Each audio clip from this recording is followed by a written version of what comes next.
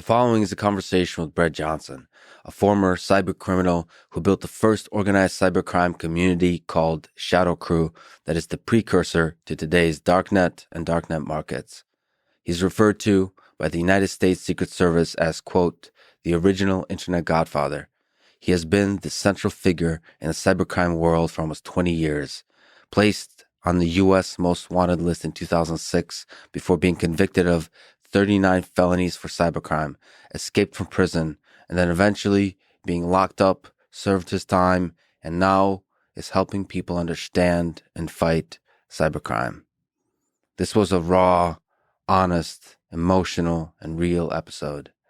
Brett has caused a lot of pain to a lot of people, and yet his own story is full of trauma and pain, and also redemption and love. This is a good time to say that I have and I will talk to people who have served time in prison, and perhaps people who currently are in prison. I will try to do my best to both empathize with the person across from me and not let them sugarcoat, explain away, or dismiss the crimes they committed.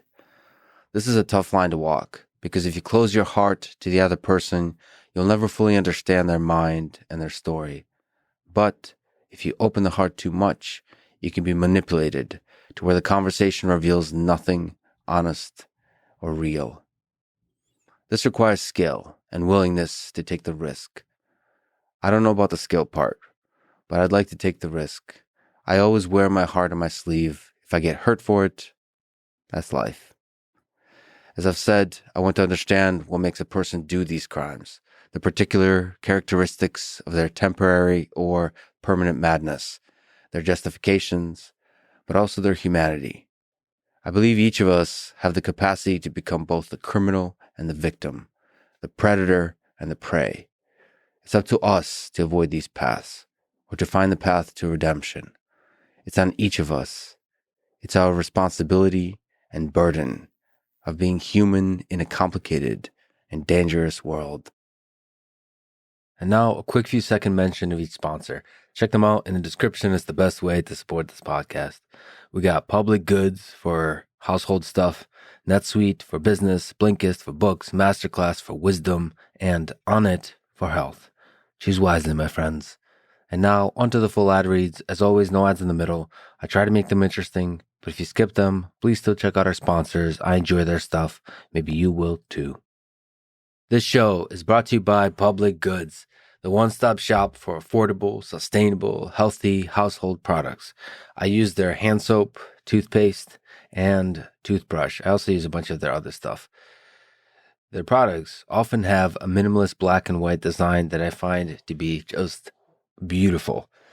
You know, sometimes when you look at typography, so lettering on a page, black lettering on a white page, or white lettering on a black page, and it's just clean.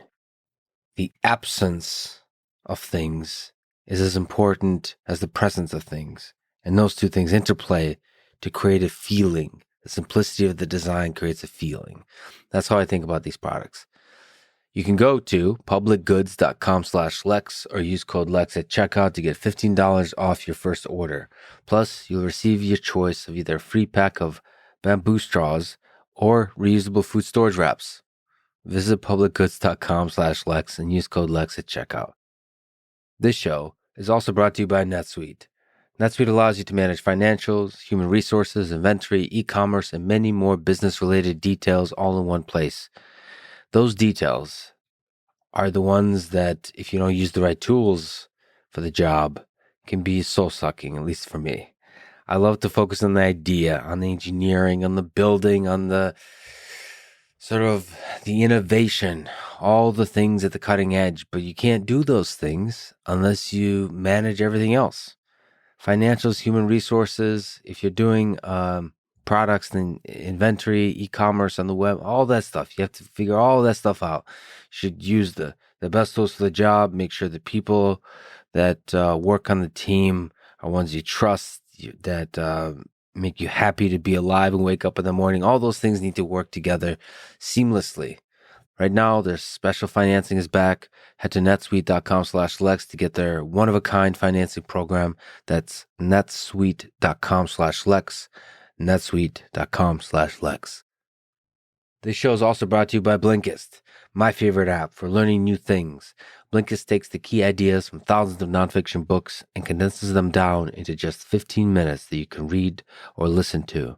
I can recommend a lot of nonfiction books from there. All the popular sort of famous books are there. Sapiens, Meditations by Marcus Aurelius, Beginning of Infinity by David Deutsch. The point is, you can use this service in a bunch of different ways. One of them, I use it to review books I've already read. Another is to consider which books I want to read in the future.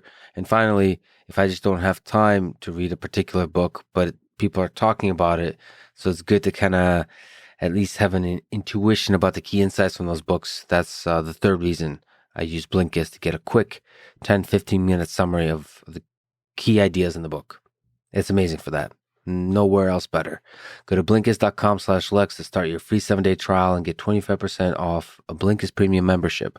That's Blinkist.com/Lex, spelled BLINKIST, Blinkist.com/Lex. This show is also brought to you by Masterclass.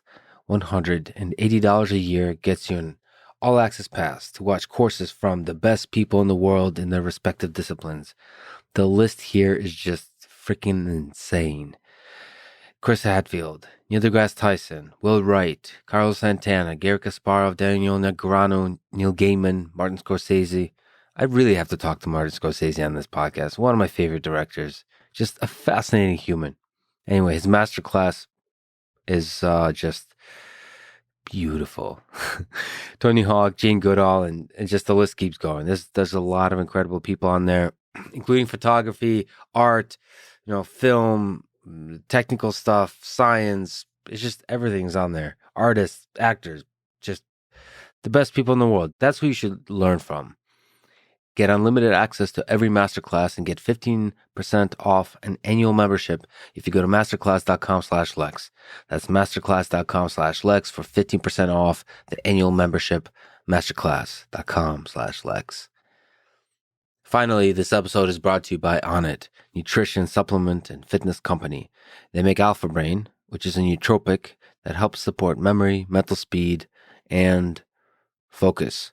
I use it on occasion before a particularly difficult deep work session, when I know there's going to be a 2, 3, 4-hour session where I have to think through a difficult problem. Usually this has to do with some part of programming, designing a system that I will at some point in the near future will have to program. The design stage is the most mentally challenging.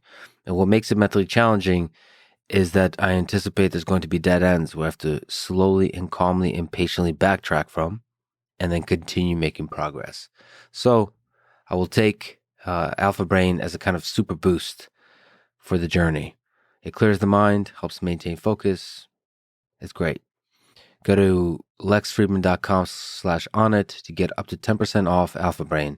That's lexfriedman.com/onnit. This is the Lex Friedman podcast, and here is my conversation with Brett Johnson.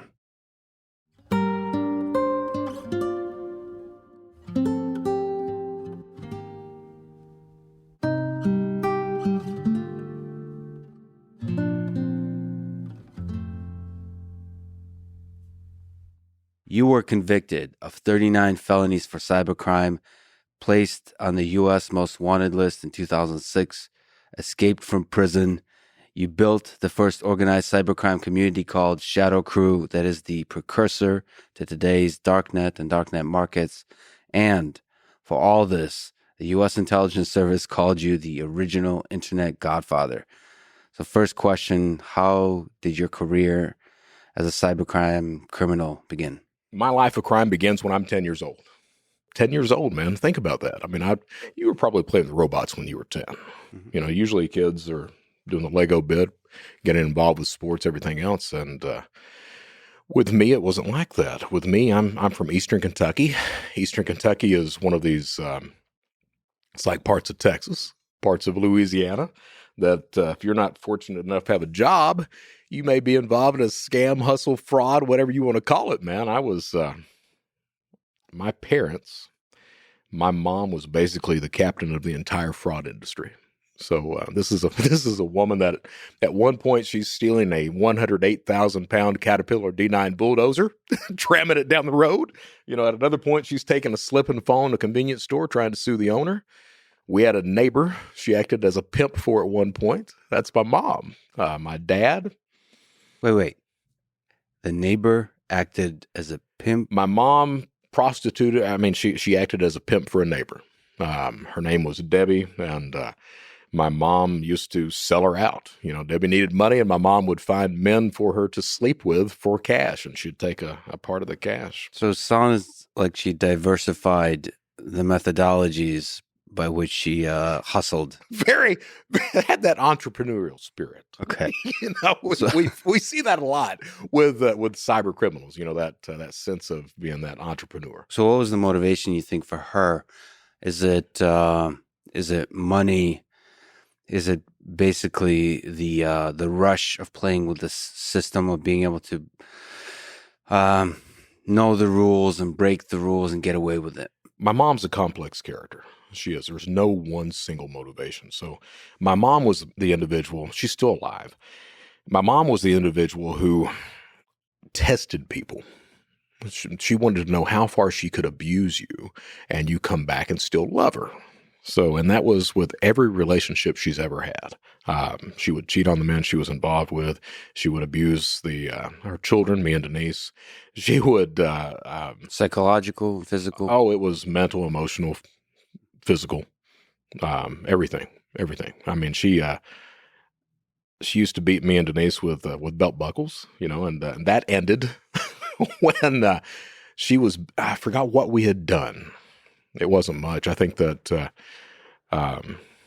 it may have been the part where she accused me of stealing her marijuana, but she was hitting me and Denise. We were living in a single wide trailer at that point.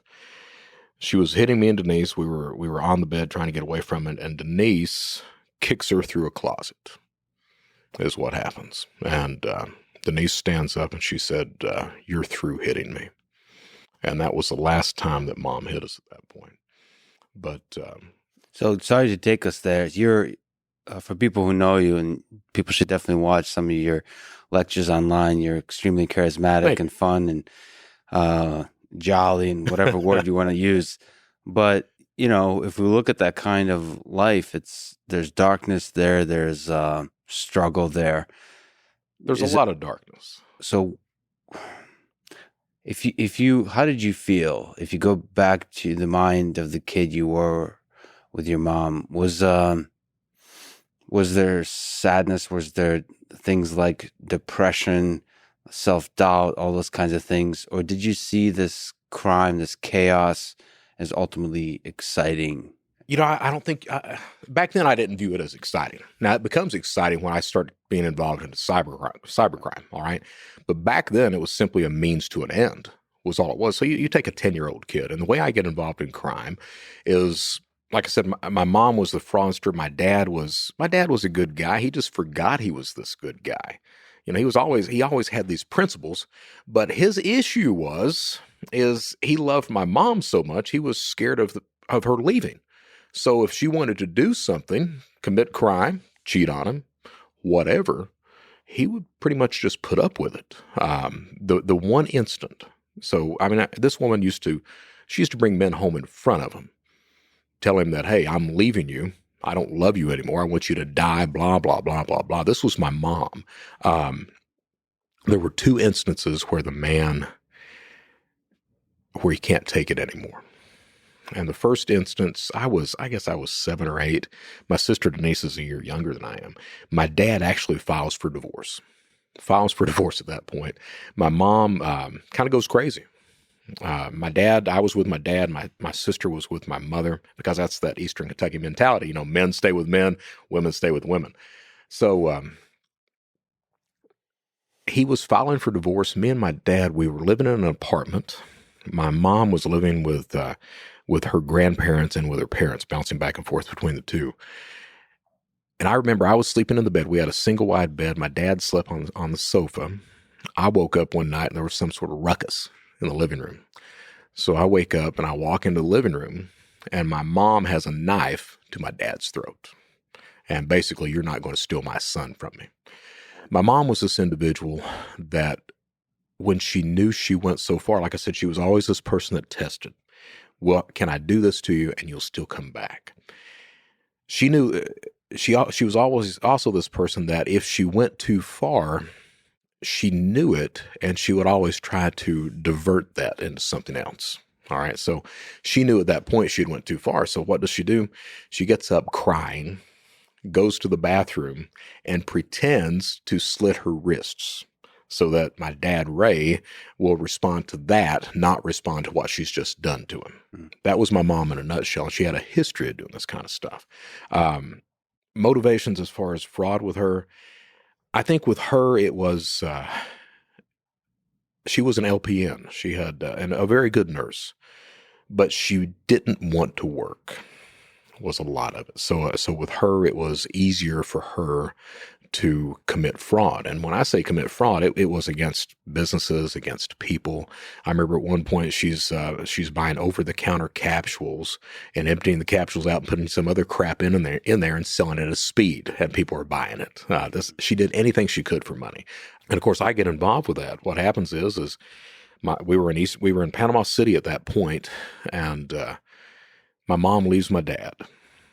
And the way she left my dad, my great-grandfather had died. My mom tells all three of us, hey, I'm taking the kids and we're going back to Eastern Kentucky to attend the funeral. Mm-hmm. Well, that was her leaving. Me and Denise didn't know it. She didn't pack any of our clothes at all. She stows her clothes in the trunk of the car, and she leaves my dad. And I don't get to see my dad again for, I think, 5-6 years, something like that. My mom, like I said, she used to bring men home in front of my dad. She would, he'd sit there and cry and beg her not to do it. She'd do it anyway. When she leaves him, she kept up that. So we were living at my grandparents' house. My grandfather, he had converted the house. He had raised the house up and built apartments underneath of it. So me and my sister and my mom lived in one of the apartments underneath, and that whole side of the family was just nuts. Was nuts. My granddad, Paul, he would. This is a man that he didn't want you to eat any of his food. So, there was no such thing as me and Denise going upstairs to eat. If he found out me and Denise was taking a bath, we were allowed to bathe in 2 inches of water 1 time a week because he didn't want to have to pay the water bill. There's rules. There are rules. If you couldn't have the TV on, when he went to bed at night, you had to have the television, the volume. You could watch it, but without volume. Because if he heard it, he would get up in the middle of the night and he would kick the power breaker, turn off all the power on you. This is the family, right? So my mom, she used to leave me and Denise at home for days, man, for days. She'd go out and party, and sometimes she'd take me and Denise with her. We'd wait in the car. Sometimes we'd wait in the living room as she went and partied and everything else. Most of the time, she left us at home, and my entry into crime. Denise walks in one day. She's 9 years old, man. She walks in one day and she's got a pack of pork chops in her hand. And looked at her and I said, "Where'd you get that?" And she's like, "I stole it." And it's like, "Show me how you did that." So she takes me over and she shows me how she steals food, how she's stuffing it down her pants. So we start stealing food. I'm like, hell yeah, let's do that shit. So start stealing food, and we get to the point where we're wanting a sandwich. Well, you can't stuff a loaf of bread down your pants. So there was a Kmart in the shopping center. I go over to the Kmart, get a hoodie off the rack, take the tags off of it, wear it out, worked just fine. And the way you steal bread is you put the hoodie over your shoulder, stuff the loaf of bread down the sleeve, and you walk out with it. So we started doing that. How'd you figure that out? Just thought pattern.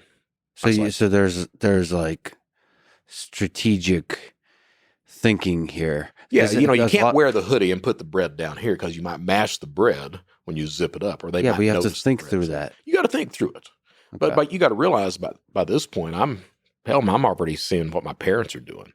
I'm already seeing that plotting. That kind of puzzle solving was something you were already developing yourself individually because you're pretty young. Yeah, 10 years old, pretty young.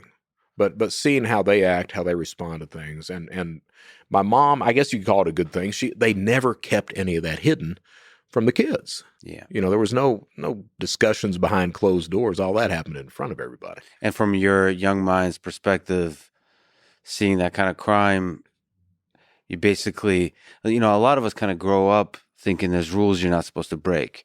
If you see other humans breaking those rules, then you realize those rules are just human made. But it gets worse than that.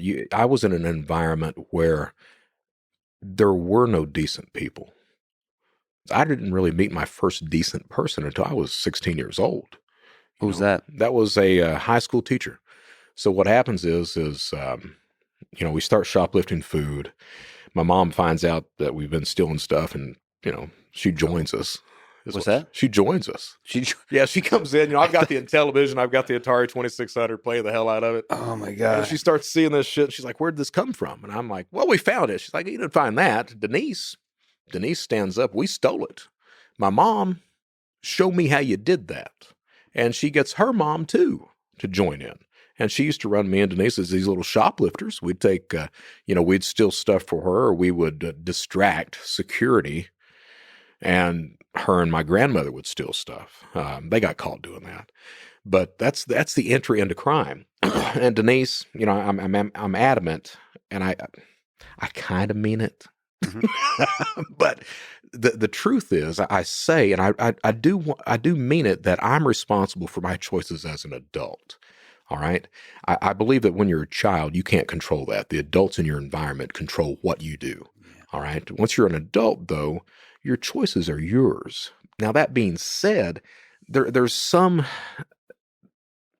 you can't dismiss that childhood influencing what I did as an adult. You can't do that. I mean, it was kind of written on slate that, hey, this guy's going to be this guy when he grows up. That said, like sometimes that one person you meet, that decent person, can turn the tides of your life. Absolutely. So what happens is the abuse, everything continues on.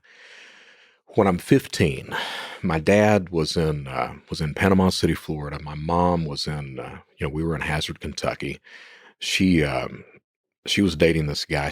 And my mom was this woman that the abuse it was crazy abuse, man, just crazy stuff. She would tell me and my sister, that she gave up her life for us, that she was going to leave one day and never come back, that we'd find her dead in a ditch someplace.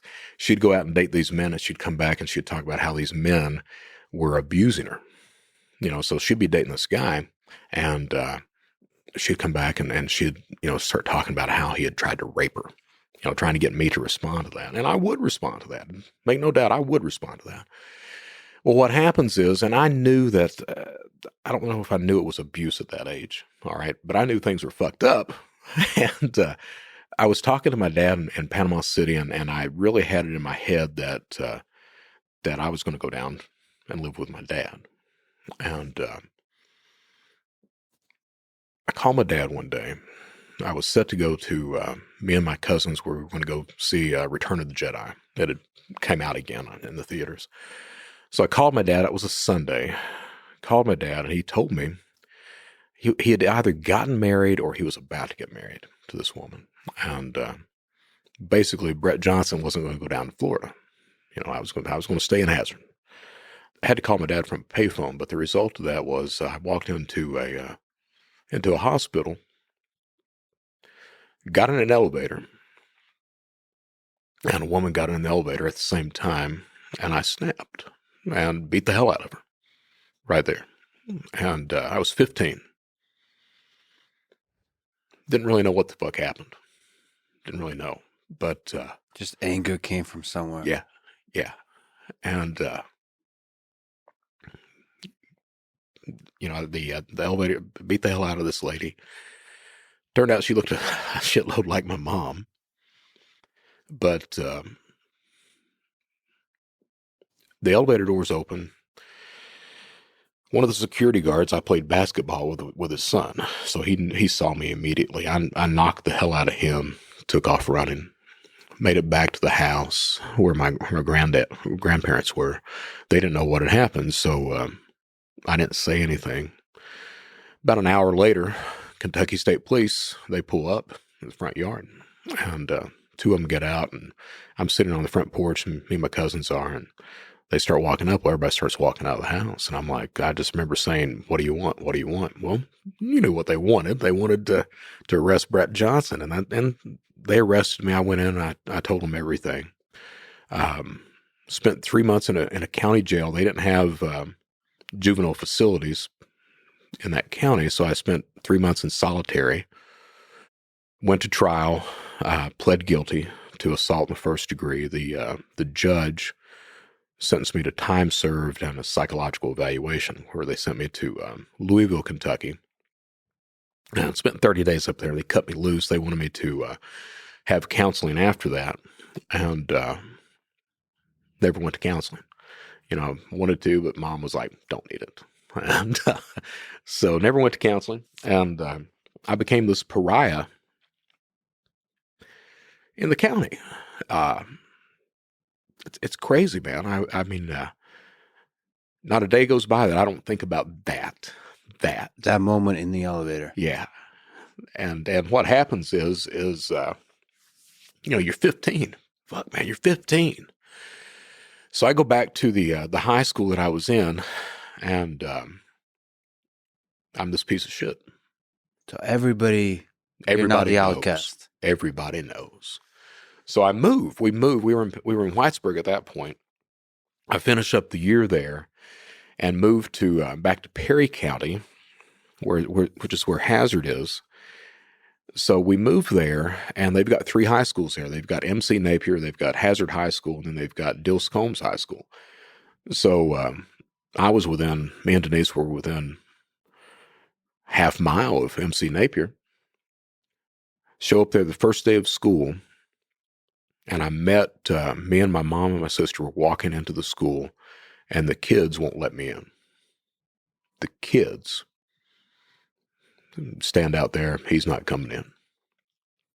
So my mom starts raising hell, and I'm like, no, let's just go. Let's go. So from there, it was we went down to the city school, Hazard, and the principal tells my mom, Denise can come.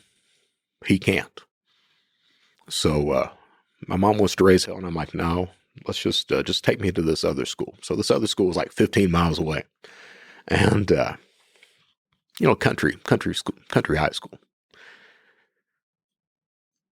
So I go there, and they accept me. And I walked in the first day, and this English teacher, name's Carol Combs.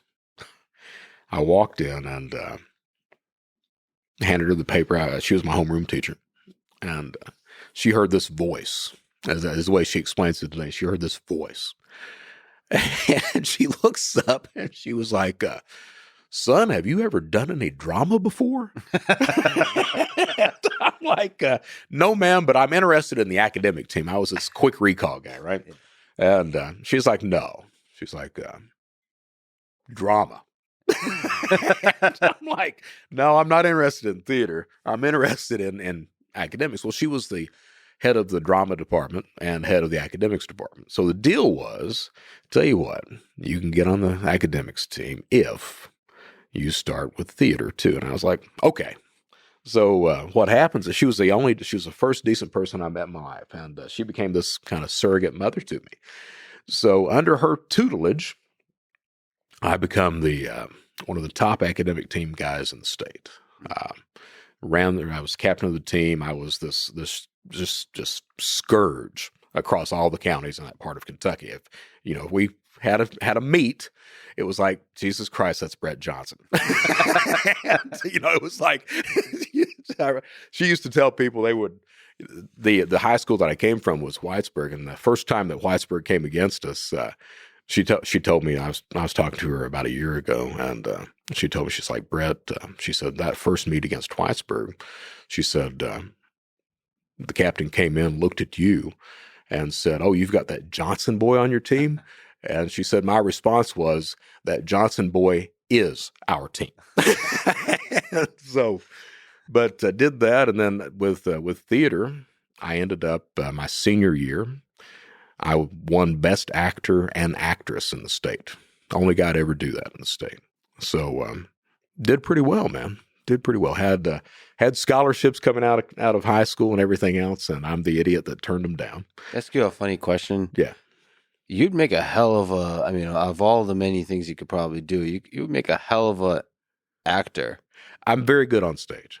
I'm very good on stage. Have you acted professionally anywhere or no? Not professionally. We've done the the college circuit and stuff like that. What happened is so I turned down the scholarships.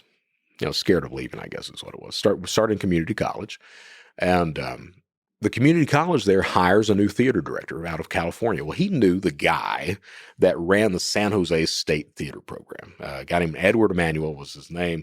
His claim to fame, he had written the Three Ninjas movie. Remember that? The three little ninja kids back in the 80s? He had written this damn film, and it had made a shitload of money. Mm-hmm. So he invites Ed Emanuel to come down and see the play, and Ed had written this Civil War piece. So we put that on. I was doing it was a multiple role thing. I was doing 18 different roles in the show. So Ed sees the show and he's like, scholarship. He said, look, right now you're a big fish in a small pond. We'll make you a big fish in a big pond. And I was like, deal. So I took the scholarship, man. And he was like, I'll be back in 2 weeks. So he flies out. 2 weeks later, this guy flies back in. He drives down to where I'm living. I'm out shooting ball with my cousins and friends. He pulls up. And he gets out of the car, and I walk over to him. I was like, hey, man, I'll walk in. You can meet my parents. He's like, no, I got it. I was like, okay. So I keep shooting ball. He walks in the house, stays about 15 minutes, walks out, white as a sheet, doesn't say a word to me, gets in the car, leaves. I don't hear from him again. Had no idea what went on. It takes me a couple weeks. What happened is my mom, he walks in and introduces himself. My mom pulls a knife on the guy. I will kill you. You are not going to steal my goddamn son from me. Scares the guy to death. He bugs out. And kind of broke my spirit at that point. I was like, okay.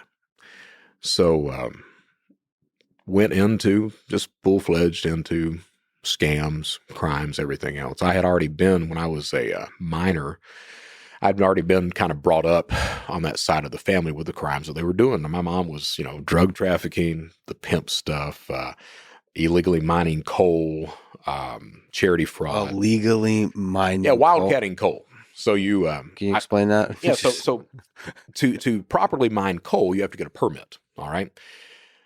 Eastern Kentucky, a lot of people they can't afford the permits. They can get them a piece of equipment. You get a dozer and a loader or whatever you're going to get, or an auger or what have you. So you start mining, but you don't get the permit. So you don't have to you don't have to pay. Back then it was like $3,500 for a 2-acre permit or $5,000 for a 2-acre permit. Let you strip mine the coal on that. Then you have to pay for the reclamation on top of that. So once you uncover the pit, take the coal out, you have to cover back up the pit, sow grass, make sure everything is environmentally friendly. You got a silt pond, everything else at that point. So the whole idea is you buy an acre of land or some area of land, and then there's a whole process you're supposed to go through. Entire process. How many people are involved in a mining, the smallest number of people required for a mining operation? You can do it with 3 or 4 people. Okay. So you've got your loader operator, you've got your dozer operator. You need, you can farm out the trucking to someone if you need that, or a trucking company if you need to do that. Then you've got whoever owns the business as well. So very few people can run an operation like that and profit fairly well, as long as you don't have to do the reclamation, all that crap on top of it. All right. The reclamation gets pretty expensive. So if you're uncovering a pit of coal, a pit, so a ton of coal is basically about 36 cubic inches is what 2,000 pounds of coal weighs if you're in Eastern Kentucky, because it's at the weight of the bituminous coal and everything. The fact that you know this is awesome. the fact that you know exactly the volume of a ton of coal. I mean, this is great. Yeah, you learn this shit, right? You can rattle this shit off. So you uncover the pit, and then you've got to sell the pit. Well, the thing is that where are you going to sell the coal? Well, you sell it to one of these other coal tipples that knows that they're buying the shit illegally. So back then, a ton of coal was, they'd give you like $36 per ton is what that is. And you'd have to go out and you'd test the BTUs on it. You'd take a sample to the lab, test the BTUs. You'd take that into the company. British Thermal Unit. So you'd test what the BTU on the coal was. How pure the coal is. How pure the coal is. What BTU it burns at. Back then, a good BTU was around 12.9. was what you'd get. All right. So 12.9 coal, $36 a ton. You'd take that sample over to the coal tipple. They'd say, okay, we'll buy this for you. How many trucks you got or how many tons you got? And you say, this is what we've got. Then you'd hire the trucking company, and where you get it out, because, you've got the agents that are looking for you by this point, because the people that, you've bought the rights to, whoever the landowner is, you said you're going to give them, $2 a ton or whatever this is. Well, the other people there, are you paying them off or are you not? Well, if you're not paying them off, guess what? They know your ass is mining it illegally. They're going to report you. Well, all of a sudden, you've got all these inspectors that are coming around and everything. Hey, we know what you're doing. So they're looking for you to get the pit out. So when do you get the pit out? Right in the dead of night. So, you're loading it up 2:00 in the morning, hauling its ass out is what you're doing. You sell it out from there. So, and your mom ran operations like this? Yeah. And you said you worked the mine too when you were younger? Learned how to run a loader, run a dozer, learned how to clean off a pit, everything like that. So this is the lifestyle you grow up in. You learn how to do this stuff. And so knew how to do charity fraud as well, insurance fraud. So charity fraud. Can we break down some of these are charity fraud? It's much more romantic than what it sounds. It was basically standing beside the road with a sign and a bucket, taking up collections for homeless shelters, for abused women, for children, stuff like that. Then later on, I branched off.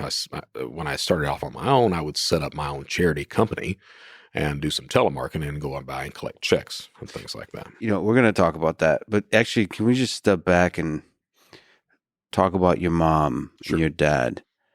Given all of that, given all the abuse, the complex ways that she played with love to see how far she can push you and the people around her, and they still love her. Today, do you love her? I called my dad yesterday. My dad, he's dying now. He's got a heart condition. He's not going to get the operation to fix it. So he's like, fuck it. I'm ready to go. And I'm like, I looked at him because, hell, I'm 52 now. And prior to 52, I'd have been like, no, you need to do this. But I looked at him and I was like, I understand. You're done. And so he's not going to get the operation. I was talking to him yesterday and he asked me, he's like, have you seen your mom? And I was like, Dad, I've not talked to her for about 2 years.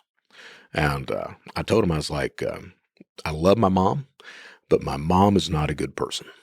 She's not. And he told me, I was talking to him on the phone yesterday, and he told me that it took him several years to really understand that.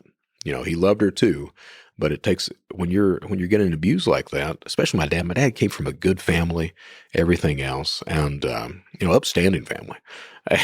And I think that when you're that victim of abuse, you've never seen it before. You've never encountered it, and then it happens. Well, you're like that frog in water all of a sudden. You get to the point where it gradually increases until how do you get out of it? Everybody else sees what's happening, but you don't. I grew up in that environment, though. So it took me a long time to come to terms with that. My sister came to terms with it long before I did. My sister, she's been a decade without talking to my mom. Like, she had tried to commit suicide. I didn't know that. What got me so bad is she said at one point that she always thought someone was going to come in and save us. And my response, just immediate response, not even thinking about it, my response was, well, Denise, I knew no one ever was. And looking at things now, I think that's where our paths diverged. Me, it was, if you're going to do it, if anybody's going to take care of you, you got to take care of yourself. You're on your own. You're on your own. It's up to you. And Denise has always been that child that has expected someone to come in and save her. Well, and almost like, it's all going to be okay. Somebody. Yeah. And I knew it wasn't. No, you go unless you make it okay, it ain't going to be okay. So, it was. Are you able to forgive her, your mom? My boundary with my mom, the reason I've not spoken with her, over 2 years ago, I started this legal career of mine. I've been the guy who has, I spent a lot of time thinking about my past and those choices and what brought those choices around. So I'm big about taking responsibility for my actions. I truly am. I think it's really important you have to do that. Well, my mom, not so much. So I was talking to her, and I would start saying, she would start the conversation talking about she didn't understand why Denise wouldn't speak to her anymore. That was one of her tropes. So, and my response started to become, well, because you were the abuser and you spent your life doing that to her. So it's more healthy for her not to talk to you. So she's still not able to see the flaws in her ways of the past. No, not at all. So my ultimatum to my mom was, look, when you're able to admit that you abuse the people in your life, accept that responsibility, and be able to discuss it with me, we'll have a talk. Other than that, I don't want to talk to you anymore. So for the first year, it was, calling, cussing my wife out, cussing me out. I don't need you, blah, blah, blah, blah, blah. And then finally it started to taper off, and she's never really contacted me after that point. Your dad is dying. Yeah. What do you take from the way he's taken on death? Just saying, fuck it. It's the man. And what have you learned from your dad? What do you love about your dad? He's one of these guys that, like I told him. I told my dad about the abuse and everything else. And there was a point. So, I told you about the elevator stuff. Yeah. But before that, man, it was, it took me 40 years to talk about that. But it also took me 40 years to talk about, there was a point that my mom and dad would leave the house and I would urinate in the floor. All right. And, as out of anger. No idea why. All right. But I would piss on the carpet. Carpet pissers like the Lebowski, right? So I really tied the room together, dude. It really tied the room together. I was talking about that, and this lady comes up to me after the presentation, and she had a career previous to that where she dealt with abused kids, and she told me, she's like, Brett, she's like, it's a control mechanism. The only control you had was that, and she's like, kids do that, and I was like, so I'm not unique. She's like, no, you're not unique in that. So that this whole history of abuse, Denise dealt with it by drinking, by trying to commit suicide, things like that. And then finally she escapes. I'm the kid that didn't. And not only that, my wife pointed out to me that it's that Eastern Kentucky mentality stuff. The male's expected to do things. So with me, it was almost like I stepped up to take part in those crimes so that Denise didn't have to. And she was able to avoid all that. Other than that one shoplifting stuff, Denise doesn't break the law anymore. She goes off to be she's a good parent. She's an angry parent. She's a good parent. She's a teacher, good citizen overall. I was just the guy that kept right on going with it. Kept on going. So let me ask you about that. So your life of cybercrime, in describing some of the things you did or knew about, you said, quote, I once stole several $1,000s worth of coins from a family trying to sell them to put a new roof on their home. Another time, I sent a counterfeit cashier's check to a victim and he ended up being arrested for it. I lied to family, friends, everyone I knew. I was a truly despicable person. True. One of my Ukrainian associates' script had someone who owed him money kidnapped and tortured. He posted pictures of it online. Another member, Iceman, used to flood his enemies' email addresses with child pornography, then called the police on them. That's some stories. Can you tell some of these stories that stand out to you that are particularly despicable or representative or interesting when you look back at that defined your approach and who you were at that time? Let me say that I did not care about my victim. All right. I cared about me is what I cared about. It's rough to admit that, that you don't give a shit what you're doing to anybody else. You only care about you. But that's the truth of the matter. I didn't care about the victims. The lady that wasn't even at the beginning of my career as a cyber criminal. That was right at the last of it. Which lady? The coin lady. I was, by that point, ShadowCrew had made the front cover of Forbes, August of '04. October 26th of '04, Secret Service had shut us down, 33 people arrested, 6 countries in 6 hours. I was the guy that was publicly mentioned as getting away. What happened was I was the guy who was, I had kind of invented this crime called tax return identity theft and was stealing a lot of money. I went through all my stateside savings, and ShadowCrew gets shut down. I don't have any way to come in with any money, so I start running counterfeit cashier's checks, defrauding people with that, having them send products or bullion collections, what have you, by COD, collect on delivery, and I would pay with it with a counterfeit cashier's check. This lady was on eBay. She had been collecting these silver coins all of her life. You know, the U.S. currency used to be, the coins used to be silver.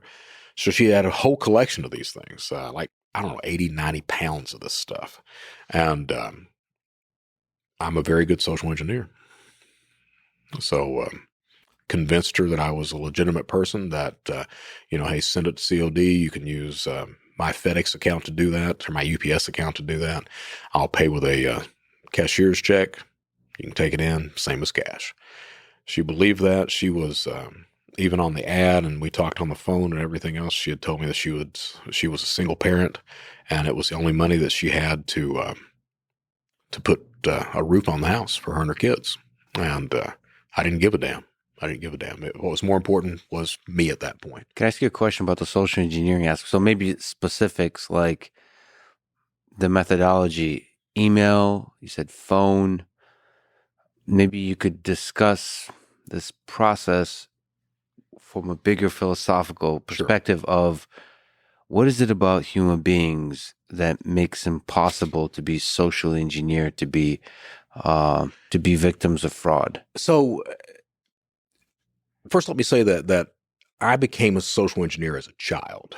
All right, because the adults in my environment as a child, I had to know exactly what they were thinking and be able to try to manipulate that for survival. So I became a social engineer as for survival initially. All right. And one of the things that I've seen with a lot of cyber criminals is the exact same thing. The really expert ones, they become a social engineer as a child. Then later on, they use those tools to victimize others. All right. Which is fascinating because in order to understand what others are thinking, you have to be extremely good at empathy. So you have to really put yourself in the shoes of the other person.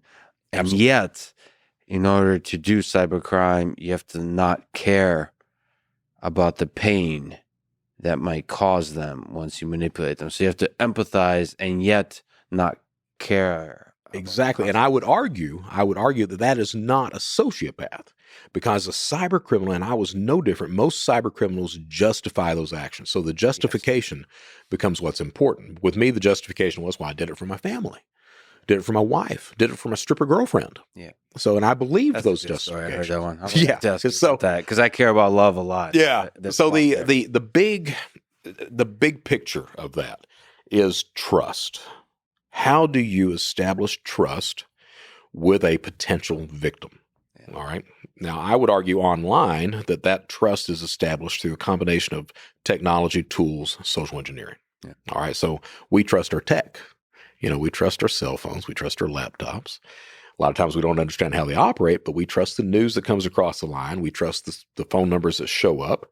We trust IP addresses if we're advanced enough to look at an IP address or a domain or anything else like that.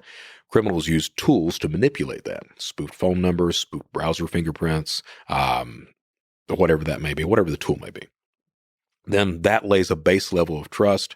At that point, you shoot in with the social engineering and lay whatever story that is in order to manipulate that victim to act not out of reason, but out of emotion all of a sudden.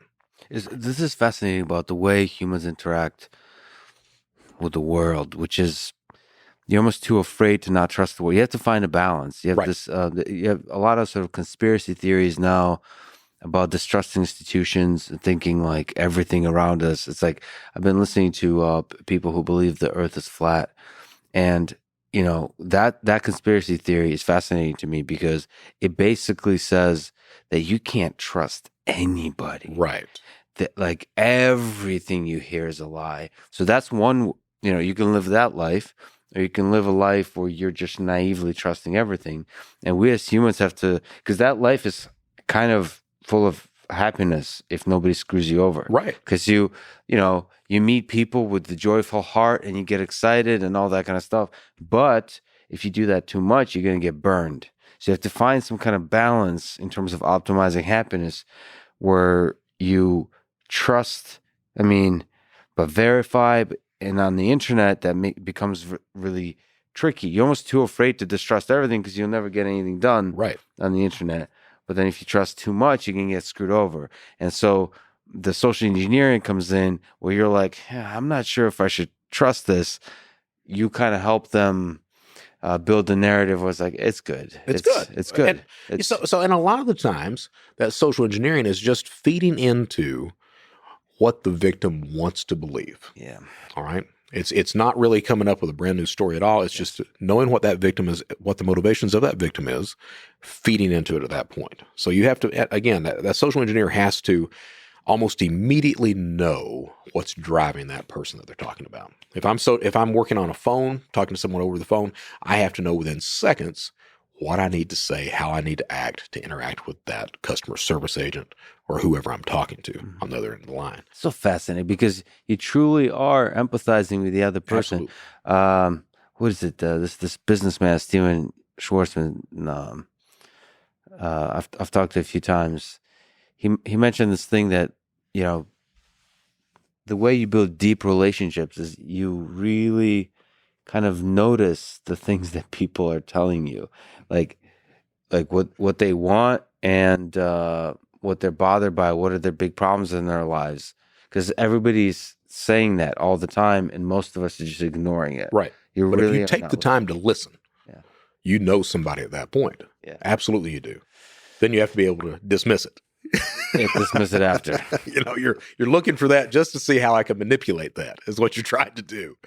So that the lady was one story. Another truly despicable story. We'll get to script in a second. Yeah. But another truly despicable story. We were one of the really first groups that started phishing attacks. What's phishing? So that is a social engineering attack. PH, by the way. Phishing. Yeah, PH. That's another social engineering attack. That's sending that fake email out that looks like it's coming from a website or your financial organization or whatever and saying, hey, we've got a security problem. We need you to update your account information. Well, back then, no one had ever seen a phishing attack. So you could ask for all the information. You were getting just complete identity profiles on a phishing email. Nowadays, you can't do that. Nowadays, you look for basically credentials because everyone is aware of phishing. But back then, it was complete information. We had phished out, 200,000 E-Trade accounts. That's what we had the login credentials login for. Password, yeah. Login password, complete, social, date of birth, mother's maiden, account information, everything else.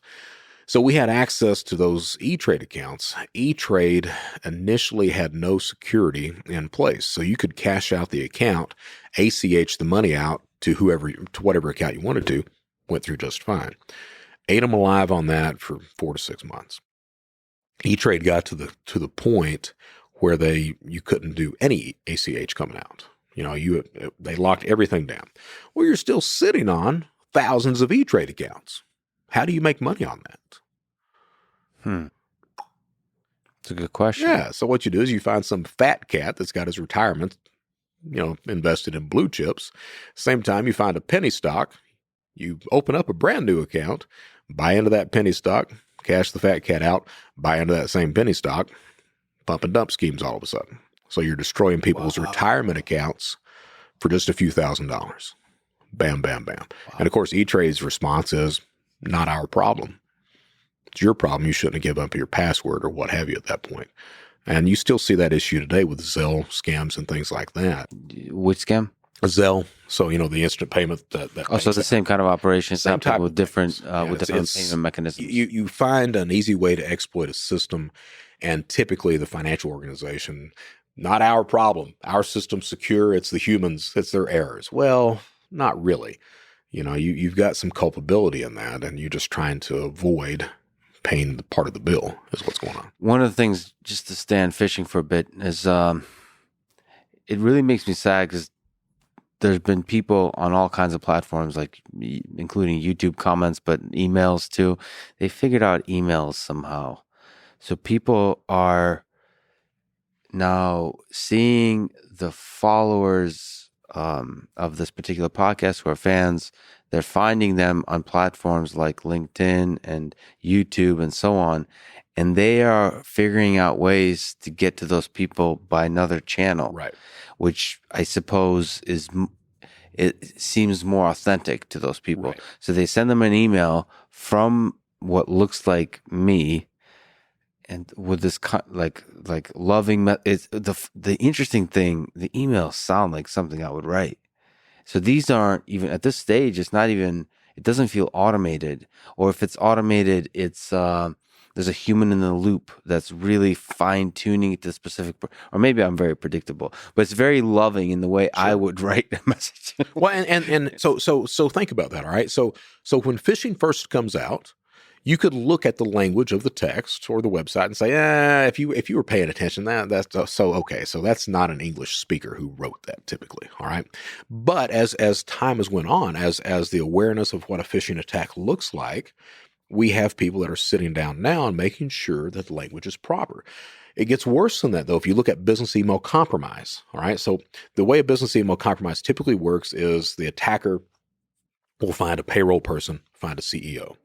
He will fashion a spear phishing email, that's a phishing attack that's targeting one specific individual. All right. So he'll fashion a spear phishing email. And the way he does that is he pulls all the information he possibly can on that person. All right. That CEO. Maybe he'll spear that CEO just to get their login credentials to their email, just to read the emails. And he'll go in there and he'll start reading all these emails. He'll specifically read the emails to the payroll department, see what that relationship is. Are they talking about their kids, talking about relationships, talking about vacation? What are they talking about? How are they talking? Are they friendly? Are they sterile? What are they doing? All right.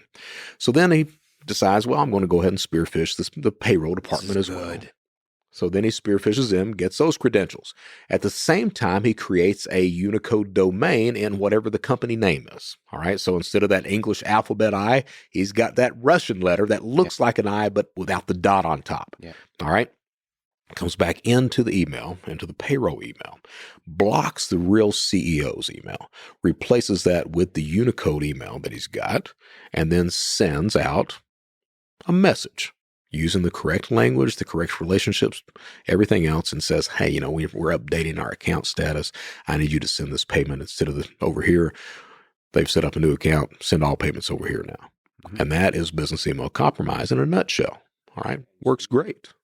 Probably the larger the organization, the more susceptible to that kind of attack, because there's a distribution of responsibility to where you're more likely to believe that, okay, this other person is responsible. I'm sure they secured everything. Absolutely.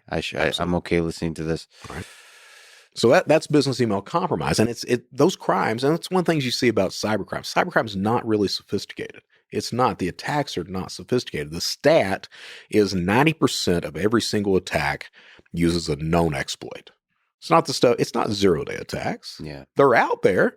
But if you're a criminal waiting on a 0-day to profit, you're going to starve to death.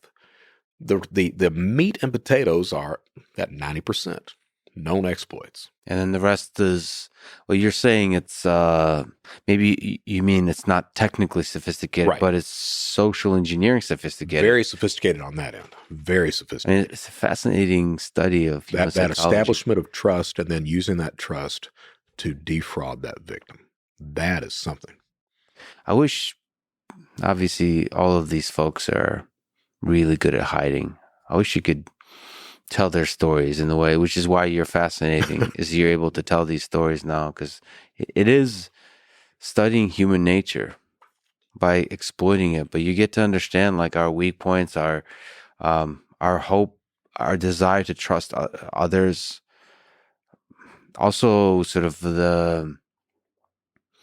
the weak points and the failures of digital systems when at scale humans have to connect. Right. It's fascinating. This is a weird question, asking for a friend. Is spear phishing itself illegal? What's the legality here? Oh, it's all illegal. Absolutely, it is. But Is it absolute? So here's what. Okay, let me construct an example. So, if my friend were to spear phish like a CEO, right, and get their information, and after they get control, say of their Twitter account, they tweet something loving and positive. What's the crime? unauthorized access of advice. What would be the punishment, do you think? That becomes questionable. So no monetary loss, or was there a monetary loss? Probably not. No. All right. So you have to figure out who the victim is before charges are pressed. Now, the crime would be unauthorized access. All right. But no real victim on that, unless, the person whose account you took over takes, exception to that. No monetary loss. So there's not really standard like fines. Probably nothing's going to happen. Right. Right. Yeah. So, I mean, that's kind of interesting because it's so when I got the ransomware, when I got with the 0-day attack on the QNAP NAS, they basically say the criminal is QNAP, the company, for having so many security vulnerabilities. They're like, you are the victim of QNAP's incompetence. That's the way they kind of phrase it. And see, I don't agree with that. I don't agree with that at all. So SolarWinds. Yeah. So I've got a 130-page class action lawsuit printed out at the house. I've been going through it that catalogs how SolarWinds lied for years about their vulnerabilities, and they lied to investors. The people who came in, the auditors who they would hire would not pay attention to them when they said, you've got these issues. They would say, go away. Shit like that for years until SolarWinds, the attacks become apparent. My view on that is that the only person responsible for the crime are the criminals who did the attacking, the actual criminals, not SolarWinds. Now, does that mean that SolarWinds isn't all fucked up? They are, and there needs to be some accounting in place. But the only individual, the only people responsible for crime are the criminals, and that's either online, in the physical world, what have you. You could be it's being an idiot is not a crime. Being criminally negligent is, yeah. And I think that SolarWinds is certainly responsible. Not responsible. They're culpable for what happened. Can you actually tell folks about SolarWinds? What is it? What are some interesting things that you're aware of? SolarWinds it provided a backbone of security for hundreds, thousands of different companies. If you looked at a lot of security companies were using SolarWinds that would allow you to get a snapshot of the entire system that they were working on. So what happens is you get a Russian group that comes in and they basically they hack into SolarWinds and get access to it, and it allows them to view every single thing. I mean, every single thing about every single client that SolarWinds had at that point. So entire snapshots of all the IP that was going on, all the emails, all the communications, every single secret that was going on with those companies. If a company had software like Microsoft, it allowed them to look at the source code of everything that was going on. I mean, it's just a complete and total nightmare. All right. And something that you are not going to recover from.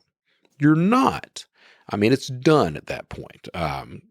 There's not been a lot of news lately about it, but the fact of the matter is that's the type of attack that's a catastrophic attack. So there's a huge amount of information that was read, saved elsewhere probably. Oh, yeah. And so now there's people sitting on information. Absolutely. So think about one of the attack vectors has been Microsoft Outlook, 365, things like that. This allowed the attackers to look at the source codes of that. So they have the source code now, so they can go through it line by line. Where are the vulnerabilities? Let's find new vulnerabilities, new 0 days. I said 0 days aren't common, but this opens up an entire new threat surface all of a sudden. So it's a completely catastrophic attack. Once all the chips are down, everything's tallied up, people are going to be like, yeah, we're done. We're done. Yeah. All right, this whole computer thing, we tried we're it. Done. We're walking away. we're done. That's terrifying because so you're saying that there's not been obvious big negative impact from that yet. So, but like, there's been a lot of negative impact, but we're just starting. Right. So the capacity for destruction is huge here. How much involvement from nation states do you think there is on this? It's interesting. So you've got Iran, you've got North Korea, China, Russia. You got the big four. You also got Brazil. Yeah. You've got all these other countries that are interested in the United States as well. Nation states are interesting depending on who the nation state is. All right, so Russia is very good about working with the type of criminal that I used to be. They'll enlist these guys and steal information or what have you. Then Russia will take the information they want to, and they'll basically go off and sell whatever you want to and make some money. China's all about IP. North Korea is about stealing money because they really don't know what the hell else to do right now. But so North Korea is actively involved in cybercrime. Absolutely. They've stolen a shitload of Bitcoin, everything else. So absolutely, they're actively involved with that. Very, very skilled attackers, very skilled. But even if you look at, I told you that stat about 90%. All right. So even though SolarWinds is going to be the number one attack, the follow-up to that is this NotPetya attack that happened. And so that was the most sophisticated attack launched by the Russian Sandworm group using all known exploits throughout. So it's not, you're right in the sophistication is typically not technical sophistication, but it's that social engineering sophistication. How do you get these things put together in line to attack and succeed? But when you get access to the source code, that's where technical sophistication could really do a lot of damage. And that's when you find out real quick, that's what separates the men from the boys in this game. All right, because all of a sudden I don't have to worry about social engineering. I've got source codes and I've got professionals that are looking at that, and that's your ass. Which then enables probably even more powerful social engineering methods too. I mean, it's just a cascade of. Is this terrifying to you, by the way? This world that we're living in, as we put more and more of ourselves on the internet, into the metaverse, that there's so many more attack vectors on our well-being. What's terrifying to me, I used to preach it on ShadowCrew, is the idea that the perception of truth is more important than the truth itself. It doesn't matter what the facts are. It matters what I can convince you of. Yeah. That's what's terrifying to me. So you look at deep fakes, you look at fake news, all the stuff that's going out, that becomes truly terrifying. Maybe there's an angle where it's freeing if nothing is true and you can't trust anything. But you see, we as human beings, we want to trust. We do. We need human interaction. And for that human interaction, you have to have a degree of trust. But it's more like you let go of an idea of absolute truth and it more becomes like a blockchain style consensus. So you let go of like, you know what?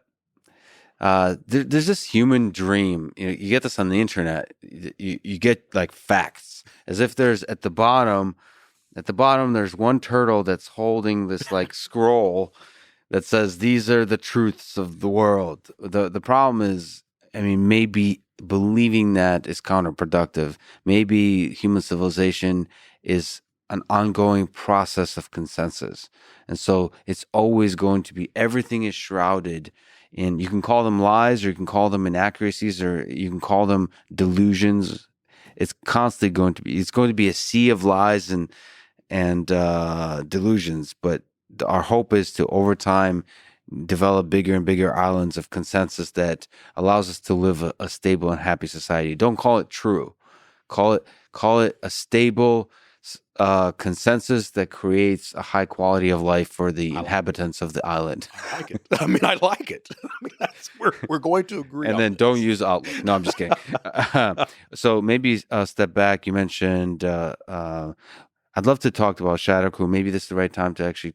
Yeah, let's go to ShadowCrew because it's such a fascinating story. So tell me the story of building ShadowCrew, the precursor to today's darknet and darknet markets. This is why you're the original Godfather. This is it. So I get married. I faked a car accident to get married. Got the money from that. You're romantic. I'm like my dad, man. I'm the guy that, I get from mom, I get the criminal mindset. From dad, I get that don't want him to leave. Yeah. So To get married, I met this What's that girl. story? Dude, I was... how did you fall in love there? My first girlfriend was a preacher's daughter. And crazy over her, dated her for 5 years. And she figured out pretty quickly that, well, not quickly, it took her 5 years to figure out that Brett Johnson is not the man of God. I could talk it, but, more that agnostic than anything. She breaks up with me. So I was at the community college. You'd make one hell of a preacher, by the way. Let's put yeah. But, So, I've got that Langston Hughes problem. I'm looking for Jesus to show up and he just doesn't. So I was at the community college and I was a straight asshole. I was arrogant, conceited, everything else. And I had posted an advertisement on one of the billboards looking for an adult babysitter, hot blonde, come visit me in the library. Buddy of mine shows up and he's like, Brett. And I was like, yeah.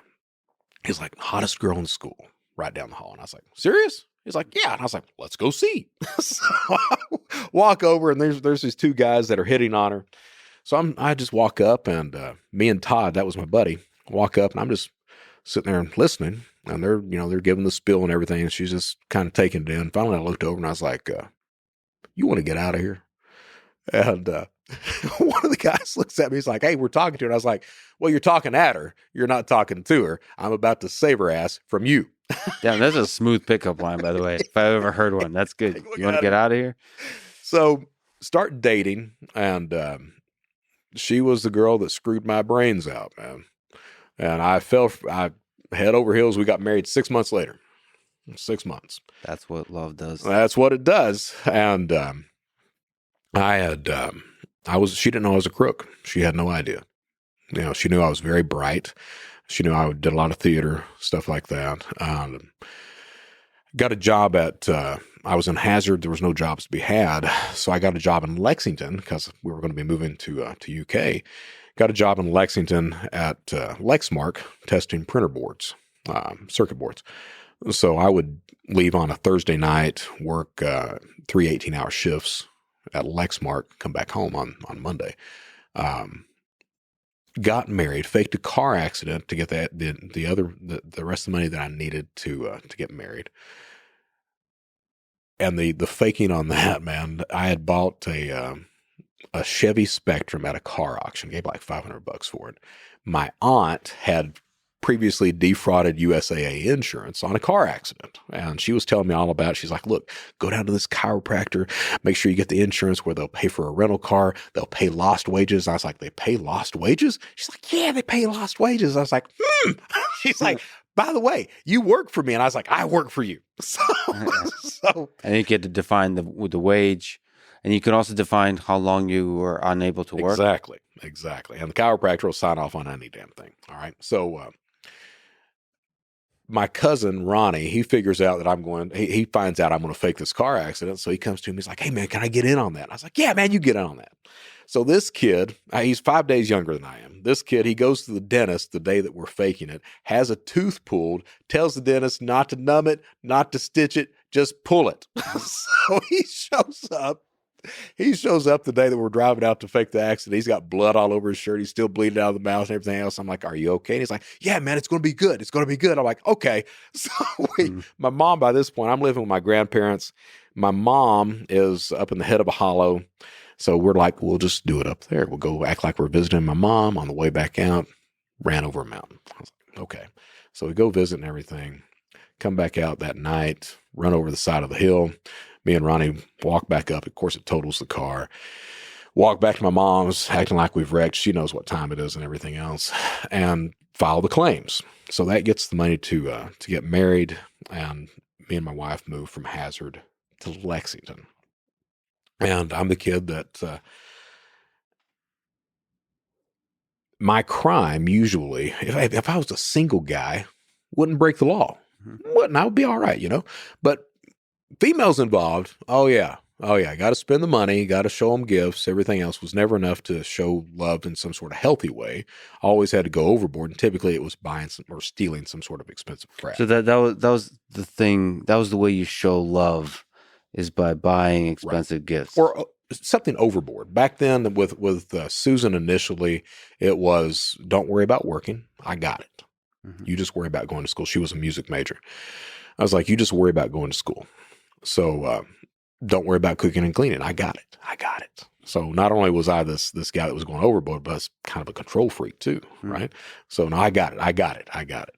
So here I am, 60-hour a week job, 18-hour class load, cooking and cleaning. Something had to give. I quit the job. I couldn't do it. Quit the job and start back in fraud and trying to hide that from her at the same time. So it was initially telemarketing fraud. I was working at, the first job I had was a telemarketer at a cemetery selling grave sites. And then that ended, went over to work for the Shriners Hospital. And it was a third-party company that was doing all the telemarketing, made really good money doing that. That job ended, and then they pivoted over to working with Kiwanis clubs, selling food baskets to the food banks and everything. Mm-hmm. So I stole the phone list and started up my own Kiwanis club and would do the telemarketing, go out twice a week and pick up checks. Well, what happened is I'm going out picking up checks, go knock on a door. Turns out one of the persons that I had called was a law enforcement officer. So he was like, who are you? I'm like, I'm with the Kiwanis Club. And he's like, no, you're not. So got arrested, spent 3 months in a county jail for theft by deception. Got out, and we had to move from Lexington back to Hazard and live with Susan's parents. They had gotten a desktop computer, HP, and I started surfing around online. Found eBay, and didn't really know how to make money on eBay. At about the same time, I'm committing low-level frauds online. I don't really talk about that in the past. The first time I've really talked about that, but I would pay for it with bad checks. So more so not using a platform like eBay, more. I would find somebody that had like a stereo system on eBay, something like that, and I'd pay for it with a bad check, and would rely on them not to chase me, because they were out of state at that point, and the dollar amounts were very low. So got the money finally did those schemes enough to get the money to move back to Lexington.